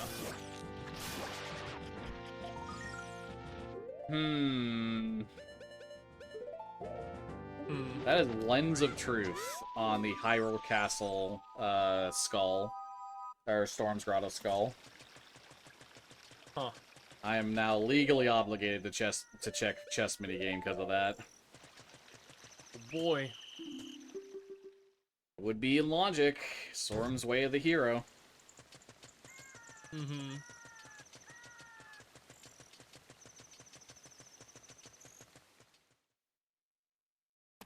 So that's Hyrule Castle, Kokiri Forest, and Sacred Forest Meadows Storms Grottos, which leaves Zora's River, Gerudo Valley, and outside Goron City, Death Mountain Trail. Okay, man, first one is down. What's the next one? Down. I'll check it in a second if I stop bonking into a wall. It was up. Dang. What's the next one? Down. It was down. Congratulations. Yeah. Alright, what's the next one? Down. It was down. Congratulations. Yeah. Let's go. Alright, last one. Last one. You'll never believe my guess. It- Down. It was up. Ah. 50% on the 50-50, baby. Exact. Take those. Statistically average. Let's go. Okay, chess minigame was nothing. Just the gold skull token.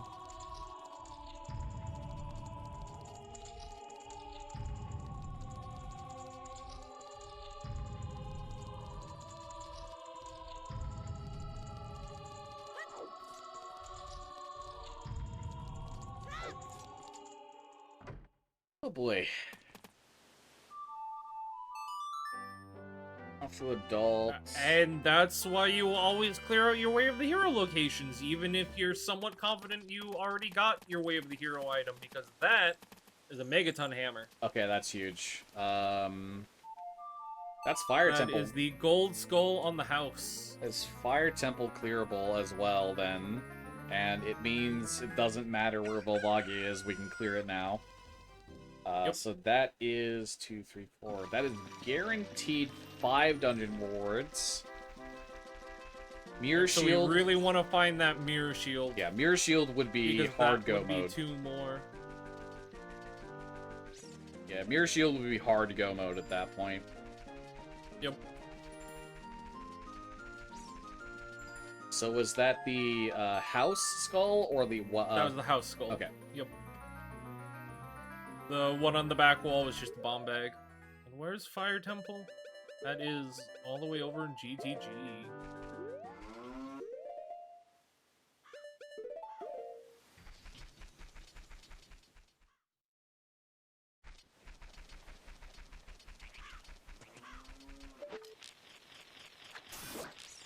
One of us should split to the Spirit Temple, one of us should split to Fire Temple then.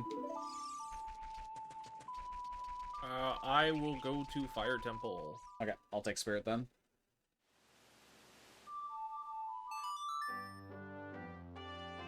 Yeah, so it is 100% worth noting that we could also be in Go mode were we to find hover boots as well in this particular situation.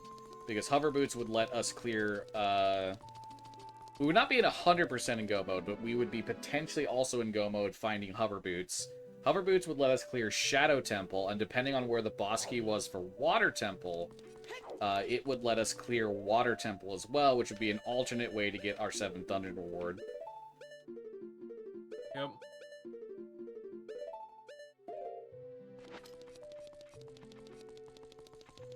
So it really is going to depend on whether we find hover boots or mirror shield at this point.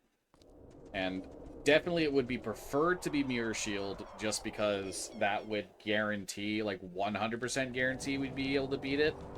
Whereas there is caveat of potentially not being beatable if it was with Water Temple. Mostly related to like 2 checks we couldn't get. 2 that would require the long shot.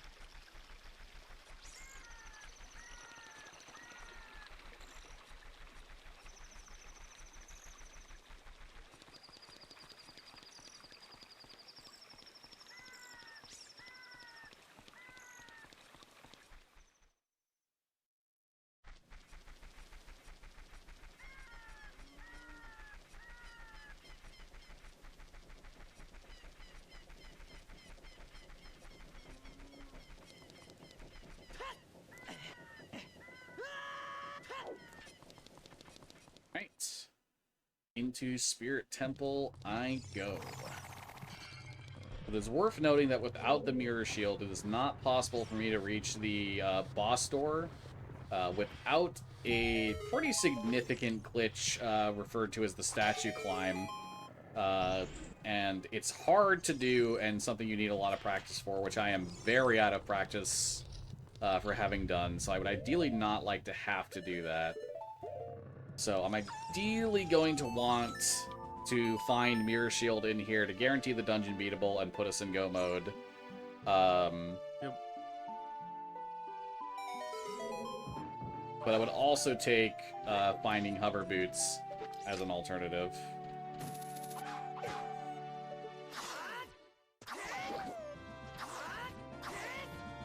Hey, man. Come on.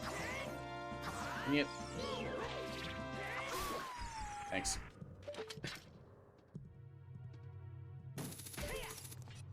It's not Halloween yet. A wooent. Alright, the key ring is on the tile room gold skull in Fire Temple. Okay.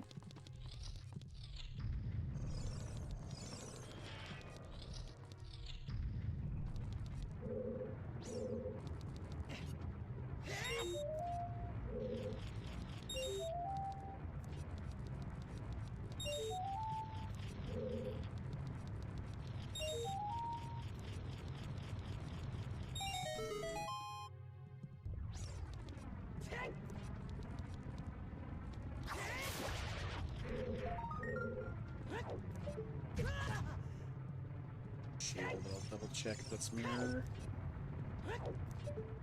Okay, just the Hylian shield, not mirror. Okay. Would have been cool if that was mirror shield, but not quite.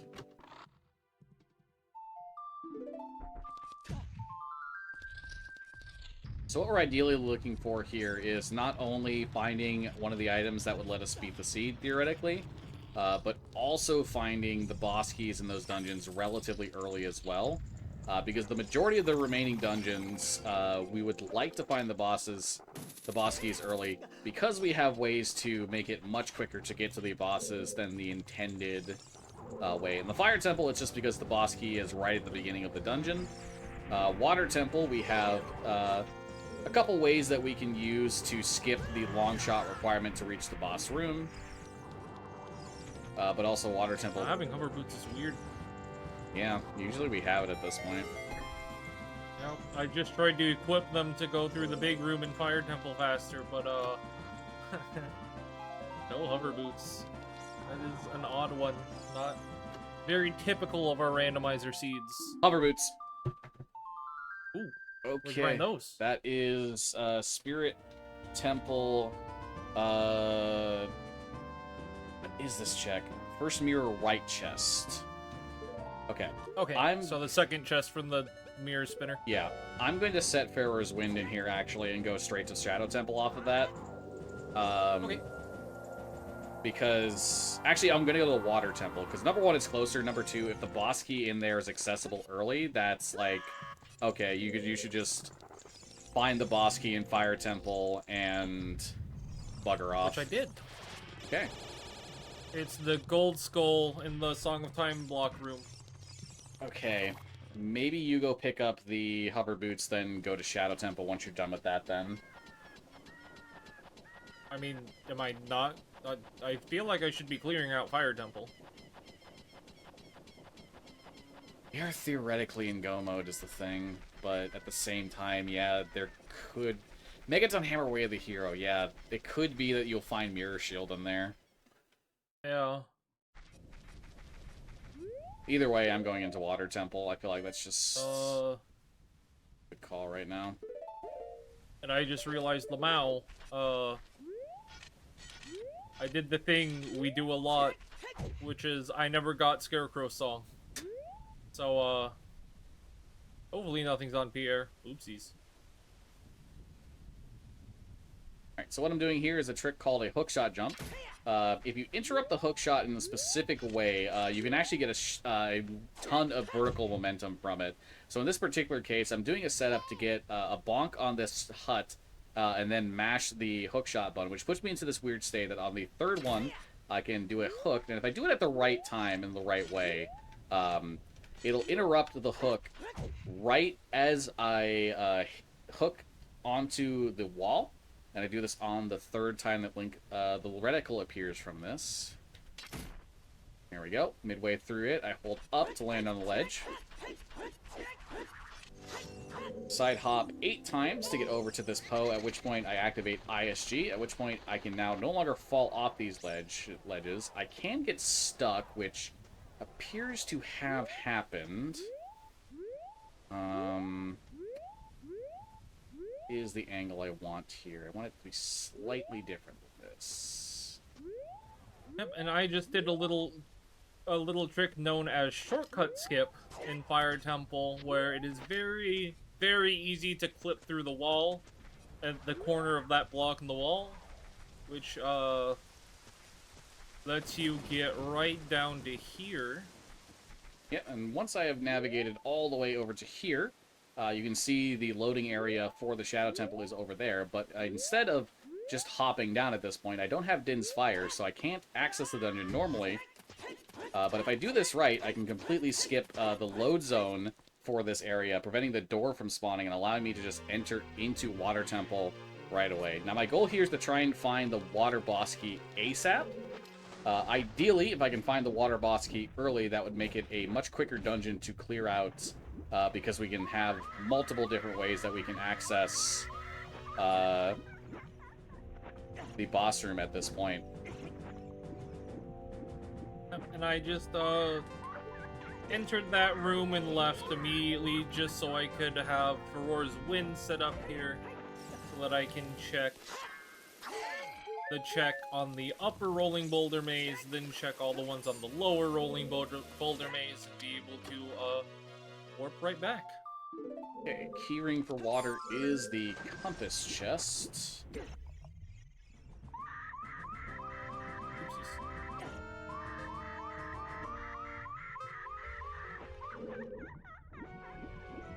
Water Temple can take a lot of time to clear out every check for, but it is also a dungeon that, if you find the boss key early, just gets done and over with very quickly. So that's the main reason why I'm here right now. Because if I can find the boss key early, then that more or less means that Kman can just stop doing Fire Temple at any point. Could also just find the Mirror Shield, which would make doing Jabu the correct option, as we're already ready to defeat that boss, and would prevent us from having to go through the entirety of one of our dungeons one dungeon of our choosing.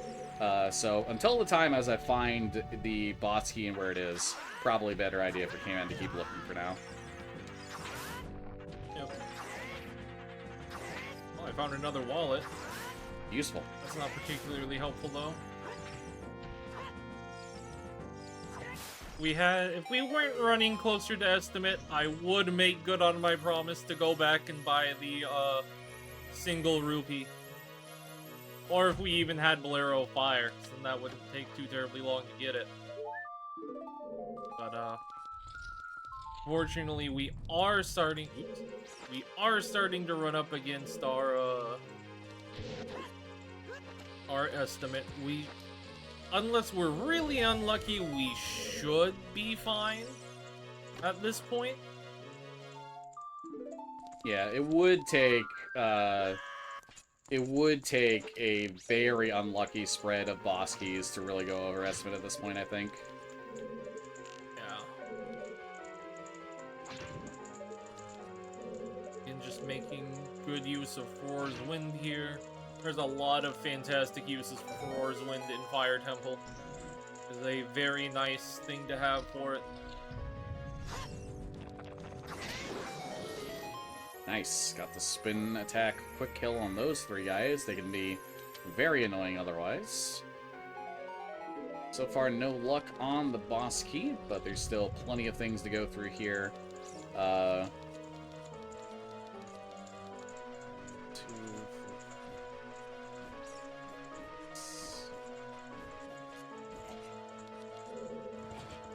Alright, now in this big giant fire maze, I'm going to do a little bit of a skip to skip having to navigate through the entire maze to get to the last Goron and the hammer chest check. If you just come kind of like we did in GTG, if we just come right against the wall here and do a roll, you can just roll straight past that firewall.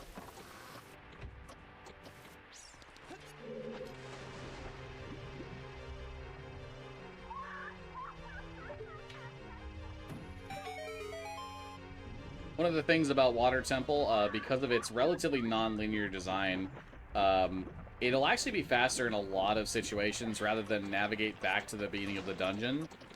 Once you check a thing in a specific area, you just immediately save warp back to the start of the dungeon, and that is going to be a big time save over in navigation-wise for this dungeon.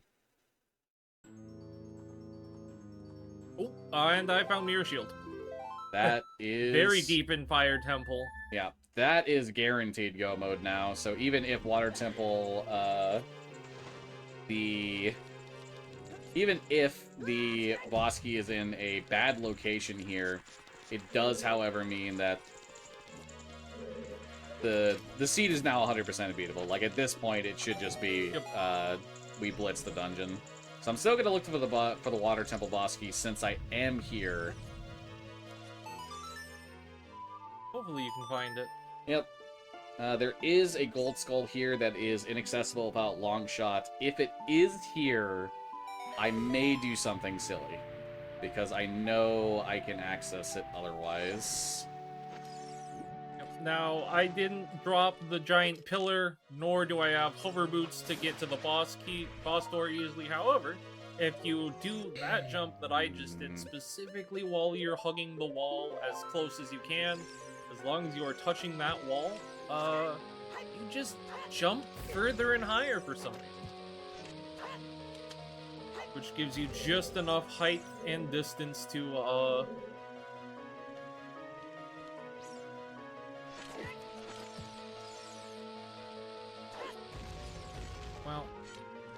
So I come bearing unfortunate tidings that the Water Temple boss key is the central pillar gold skull. That is a little unfortunate.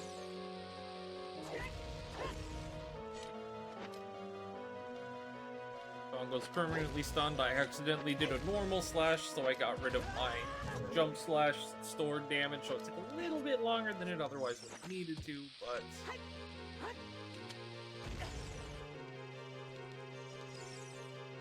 still gets the job done either way, and you know, now that I think about it, Jabu is in Fire Temple entrance, so I kinda gotta walk by there either way. So it really wouldn't be that much time to make good on my promise of buy the singular green rupee for 235 rupees.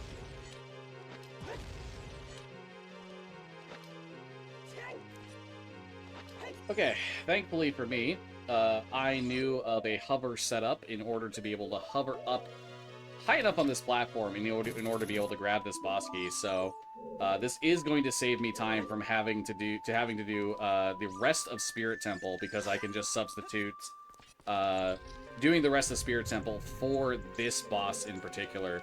And no matter what, it is a beatable boss. I am going to have to save warp back to the top, though, in order to do what I'm about to do. but that doesn't mean I can enter Fire Temple, find the boss key, and beat it, at which point... my choices are Shadow or go get Mirror Shield to beat Twin Rova, which neither of those are really great options because of how high up Mirror Shield is. Yeah. I could just spoiler log where Shadow boss key is. That's an option. I think you should probably just come do Spirit Temple with me, because that's my only realistic option is Spirit Temple, I think. Or no, because you don't have Mirror Shield. Yeah, I have to go into Fire Temple regardless. Yeah. Which is just like, I think the answer is realistically, I see where I'm at with clearing water and spirit, or water and fire.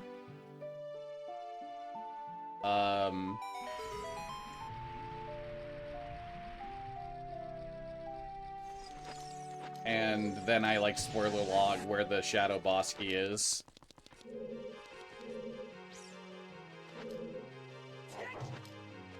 So right here I'm doing is a hammer recoil. Hey, look, Requiem of Spirit. Nice. Wow. Right there was a hammer recoil.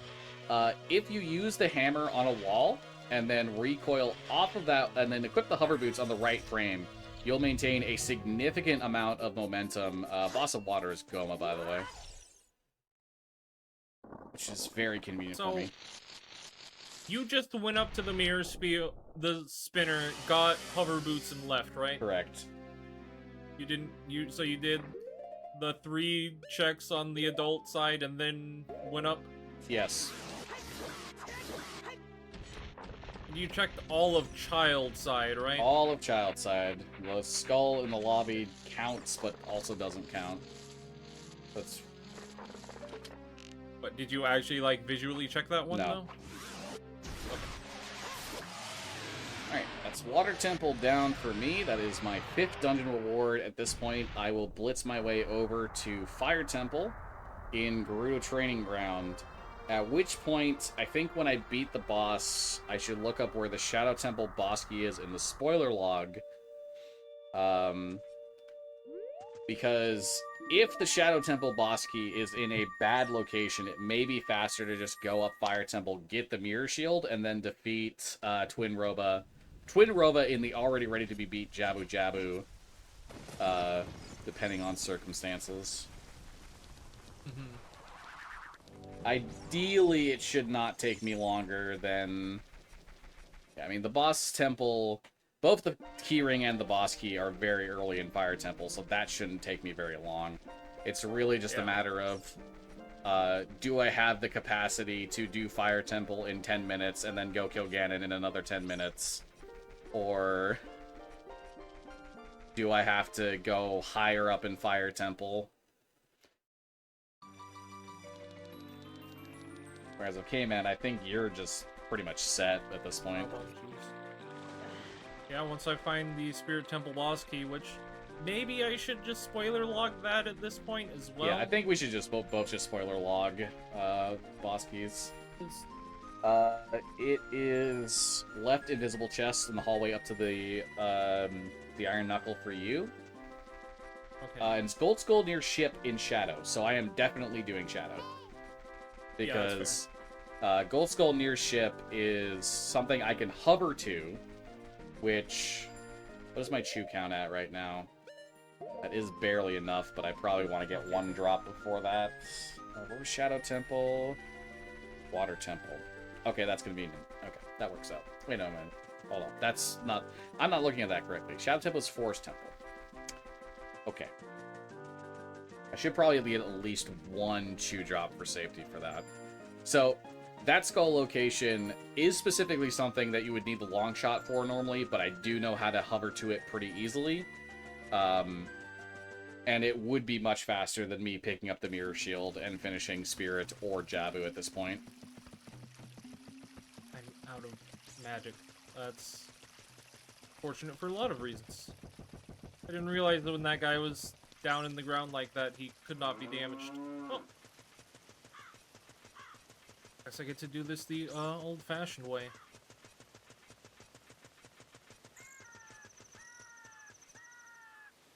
That the old-fashioned way, and no making use of Thrower's Wind.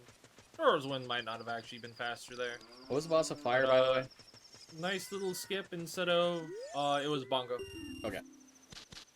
Instead of pushing the non-animate statue onto that switch, you can just kind of brush up against that one, and it'll actually get a little stuck on the switch, giving you enough time to get into the door before it moves.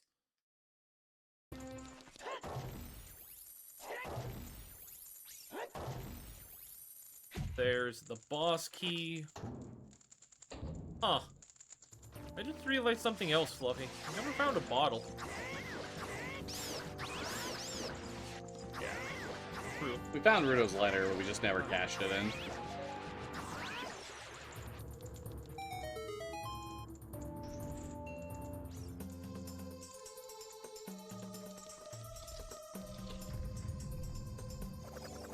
Said the gold skull was this.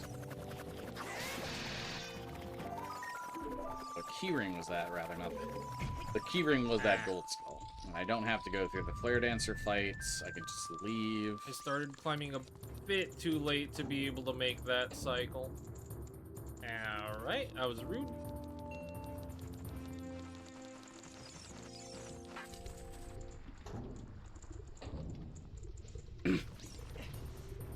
Alright, so, while this Song of Time block is definitely very easy for me to put down right now with just actually playing the Song of Time, I'm going to do a little bit of a setup here to do a small jump, which will cause me to grab the ledge, and if I do that first try, it's still faster than playing the song and watching the animation of it teleporting from the top to the bottom.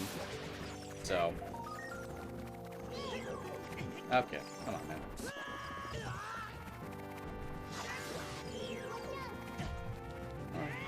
Okay. I'm great at video games. Anyway. And I'm just about done with Shield back. Spirit Temple. I simply have to hit this last sun switch to lower the platform and get into the boss room. Oh, hey, some magic.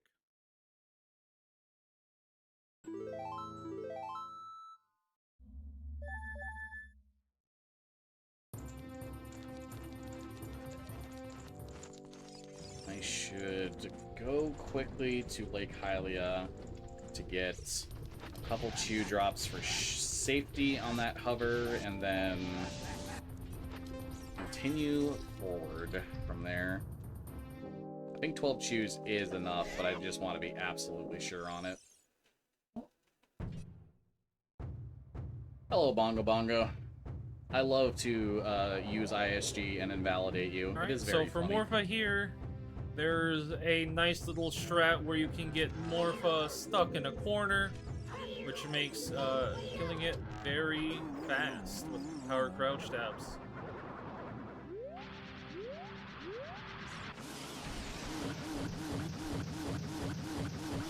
Oh, it's doubly important that I get chew drops actually then, because the boss of Shadow is Volvagia at that point.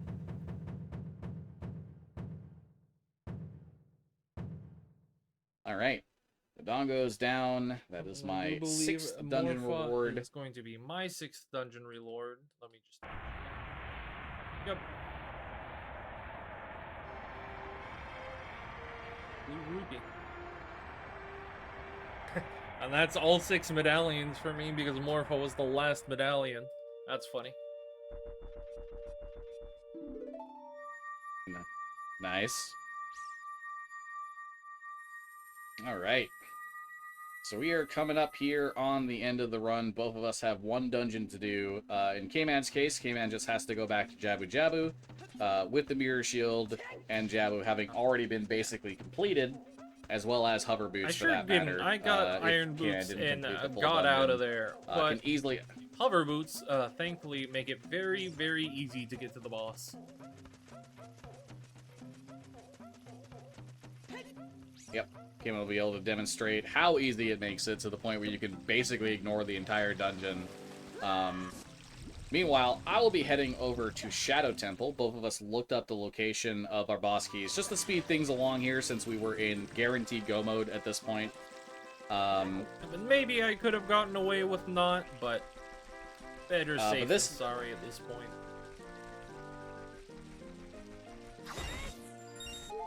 This is also a pretty rare situation that pops up sometimes with co-op runs where you just end up working together in such a way that it's faster for the two of you to split on which dungeons you actually complete. So, in my case, because I found hover boots, I started committing to clearing Water Temple and Shadow Temple, which ended up being my way to go.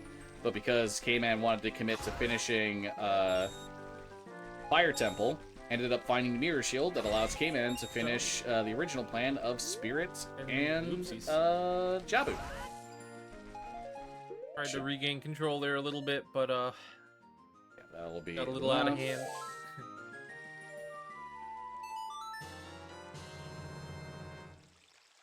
Yep, so I was just in Lake Hylia for a second there trying to get a couple of Chew Drops. I ideally wanted to have 2 Chew Drops before I headed into Shadow Temple here. The main reason being that what I'm going to have to do to get the boss key will require me to have some bomb chews, and I did also not have enough to then make the subsequent boss fight against Volvagia much easier. So key thing about this little spinner puzzle in Shadow Temple, the first 2 posts, that being the first 2 posts on either the left or the right that you could select, will never be the correct option, which means you can always choose one of the back 3 as your first option. But since I already have the keyring and know where the boss key is, I'm going to do a lip thing called Shadow Temple Skip, where the way a gate in the upcoming room I'm going into is aligned with the wall works out in such a way that with the correct jump slash angle, I will be able to just simply clip right through it. So I get myself set up in a specific way, use a C-up angle here to get the angle I'm looking for, at which point I angle myself till about here. If I jump slash around here at the right position, this has to be at the right position is the key thing. This should be the angle, I just need the right position, which I am not getting. Let's try that again. And meanwhile, while Fluffy's working on that, I just used hover boots to bring a box over to that switch, which There we go. Bunny Hood makes that very easy. Even without Bunny Hood, you can do that with a back walk. But Bunny Hood makes that very free. I'm just going to take it nice and easy on this iron knuckle. And also take these 3 hearts. Alright, so now that I'm here past the Shadow Temple skip area, I'm going to set up my angle, put on hover boots, and now we're going to do just regular bomb hovers with bomb chews, which is going to involve me doing a backflip, pulling out a bomb chew, and then using a shield to shield the bomb chew exploding in the air. Doing it this specific way will give me all the distance I need to make this final backflip and make it up onto this platform. And this skull is the one that contains the boss key in question, meaning that I can now make my way freely over to the boss of Twin this Rova dungeon. is easily the longest boss fight in this game, and it is very RNG heavy. There are some things which I'm going to do to mitigate that RNG, which is, as you saw there, one boss started shooting, so I used a projectile, in this case the hook shot, to stun the other one to guarantee I could get the hit. Fortunately, can't do that this time, but they moved into a position where I can shoot them anyway. I just need to do that 2 more times.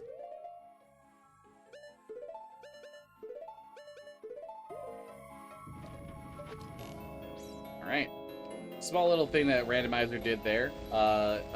You can enable a setting to make the boat in Shadow Temple go much faster than how it normally goes, which is a nice little quality of life time saver.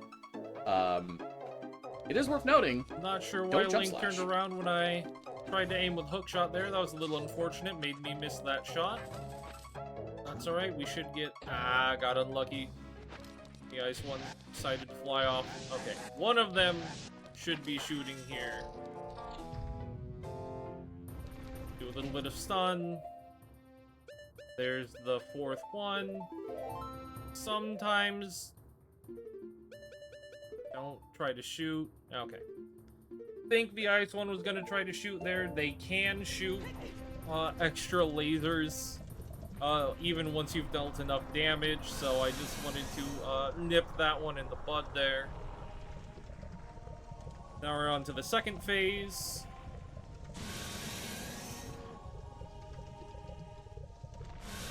And here I am into the Volvagia boss fight. I'm going to be trying for a quick kill strategy where first has to be explained that Volvagia actually has 2 hitboxes. One in the last hole that she went into, and another that is constantly out and flying around. So it's possible to use explosives to hit that hitbox underground. And I used 10 explosives there. If I can get a jump slash on Volvagia before she goes down here, this should be enough, yep, to one-cycle her immediately. So just enough chews to both get the backflip and get the one-cycle with Volvagia. Very nicely done on my part. Meanwhile, on my end, I unfortunately messed up the one-cycle on this boss, which is a bit difficult with the Master Sword. So now we do get into another RNG portion of the fight where I have 2 fires stored up, and now I have to wait for the boss to shoot the third. They could shoot one more ice here. Thankfully, they didn't.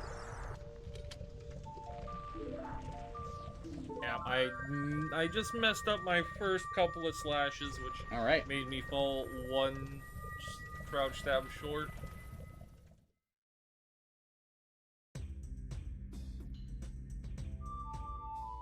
Yeah, and now in my case, I have 7 out of the 9 dungeon rewards in the game, which means I will be handed the Ganon boss key the next time I am in an actionable state, which will come after the light arrow cutscene, hilariously. Oh wait, no, I don't get that, because I already got the light arrow cutscene. So when you get 7 out of 9 dungeon rewards, you can set it up so that Ganon's boss key will be given to you. And at which point I now just have to go and run and defeat Ganon. And I believe Kman is also done with his final boss fight, which means he's going to be just behind about 1 Greg's worth of time behind you.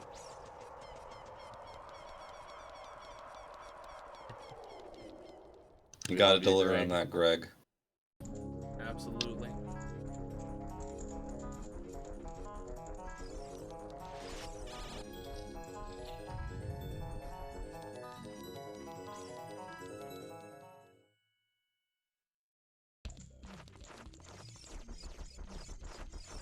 Alrighty. So because I was exploring all of Ganon's castle earlier, I have the advantage here of having already taken out 2 of the 3 fights prior to Ganon's boss door. The only one I have left to do is the Iron Knuckles. The Iron Knuckles, thankfully, are conveniently thankfully I have double defense, so even if I don't do this fight particularly well, it's still going to be a positive. I was at very low hearts from my previous Iron Knuckle fight, so I just wanted to play it safe and grab a quick refill there. I should be more than fine to finish out this run with that. And frankly, because it's been so long since we've had a bottleless seed, you can hit the ball back to Ganondorf from his own platform with a spin attack, right? Okay. Correct. You will have to pay a bit more attention because it's more likely with the bottle that he'll still be able to reflect it. That's what I thought. But you can use the spin attack for it. Which is something to note. Yeah, it is something to note that we typically use a strategy with a bottle to get a very easy reflect back into Ganondorf that we will not be able to do here, which is a rare thing to have happen. I did get the light arrows, right? Yes, I did. Okay. Sure hoped I would have. Okay, so equip the light arrows, bombs, and then I guess I'll also equip Megaton Hammer since I don't normally have a slot open for it. But I'm still going to do the thing anyway. Getting up to my Iron Knuckles. Alrighty. So here we go. I'm heading now into the Ganondorf fight. He's going to give us a little quote. After what you did to Colint Island, how could you call me the bad guy? Ha ha ha! You'll never beat me by reflecting my lightning bolts and unleashing the arrows from Goron City! And thus begins the Ganondorf boss fight. I forgot one of my equips, but it's okay. I will make it work. I wanted to equip the Giant's Knife for half a second, because I'm going to,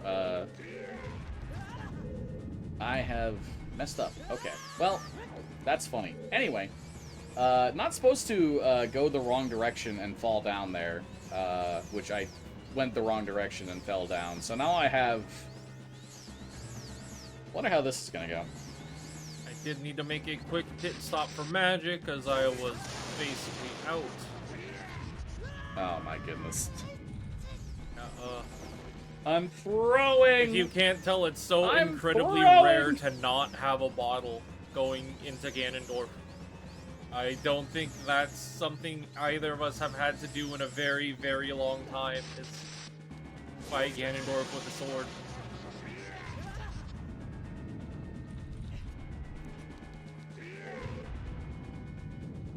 Oh my goodness, that's bad RNG. Yeah, I'm just gonna have to do it from here. My goodness. I am truly throwing for content right now.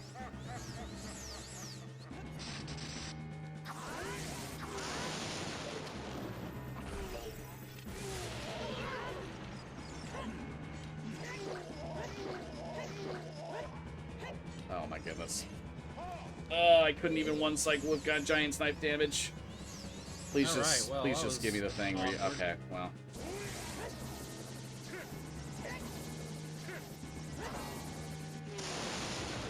Yeah. Hey, K-Man, fun fact. Damage... Reflecting, the lightning bolt from Ganon counts as damage towards breaking giant with Snipe. Today I learned indeed as well. Today I learned. Hmm. Anyway, Mike. So, anyway, I'm going to do a little trick here, which is a super slide. Oop, Oh my come on. goodness. Okay, well, Zelda's too close to me, so I have to do it from a different position. But if I do a super slide into the Ganon cutscene here...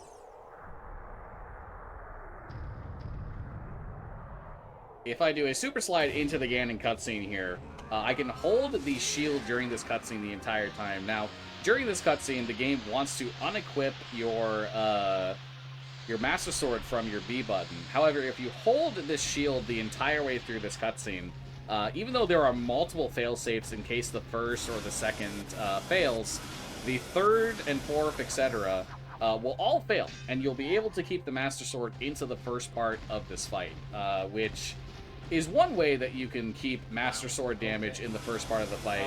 Don't worry, Fluffy, I'm also throwing for content. I threw so hard I in fact died on the Ganondorf fight. I'm so unused to doing this fight without a bottle. Oh. I even equipped the Rudo's letter. Yeah, in I don't blame you. Spirit, and that It's, didn't help as much as I thought it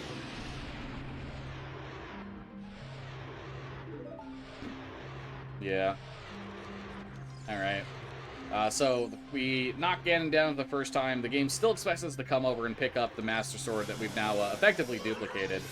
So, we're going to do a second set of fights here. We're mostly going to go for jump slashes on the tail. If you do it right, you can nail those jump slashes. You go back and forth in between the legs. Having a little bit of trouble getting these jump slashes, but this should be the final one here. Nope, missed it. So just gonna go for one more. Alright, throwing for content. Alright, so time for me will be coming up, but the overall time will not be done until K-Man has activated the cutscene. So I will simply just call out what time I finished at, but overall time Just will made be it back when up to K-Man Ganondorf, is who finished. kind of forgot also gives you a full heal. Didn't need to stop to take those hearts. Whoops. 3:48:40 is my finish time. Come on. We'll see how long it takes K-Man to finish. we're right around estimate, so just a little bit of shenanigans at the end. I think we're all a bit tired. How long the fight itself will take for Ganondorf. I might do something a little silly here.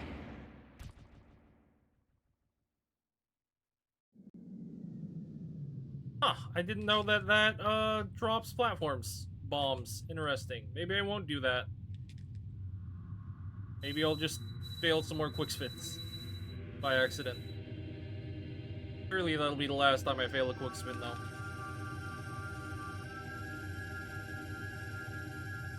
Surely.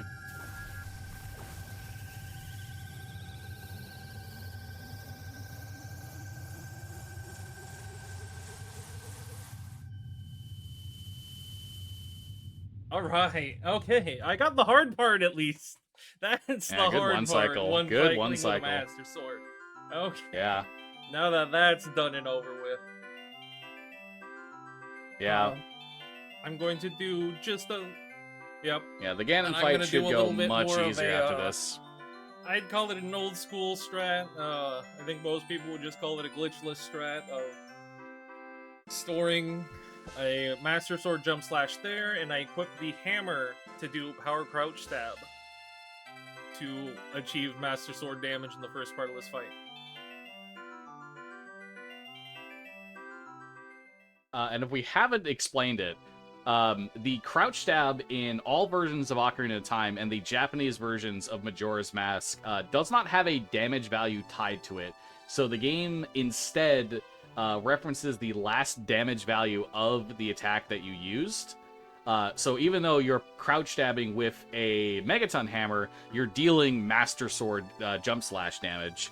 So it's very convenient in that regard to be able to store damage even though you lose the Master Sword. Yeah, and that's also the thing that allows you to do ISG and maintain a lot of damage with the infinite hitbox of the sword. It allows you to make full use of the glitched damage value of quick put away. And power crouch stab is incredibly strong.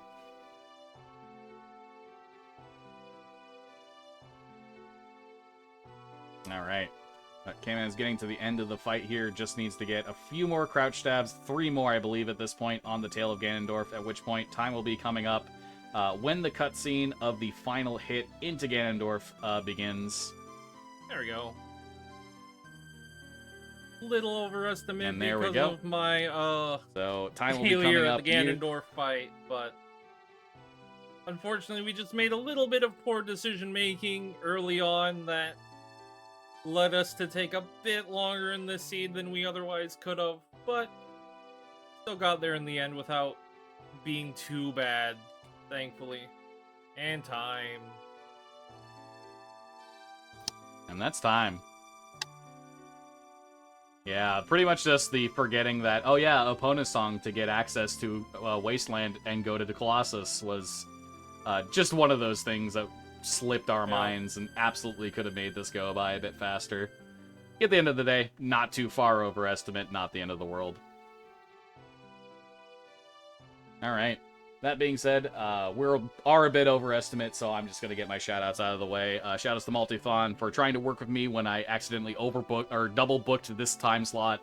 Even though it couldn't work out, still worked out in the end with Fastest First, so appreciate you guys trying when you did. Thank you guys for having us as well. I love to do Ocarina of Time randomizers, and being able to show them off in any form is something I'm very happy to do. If you guys enjoyed all of that and want to see more of me, you can see me at twitch.tv/LordFluffy, on Blue Sky at lordfluffy.bluesky.social. Just say thanks for having me. Kman, you got anything you want to say? Fluffy, I really appreciate it.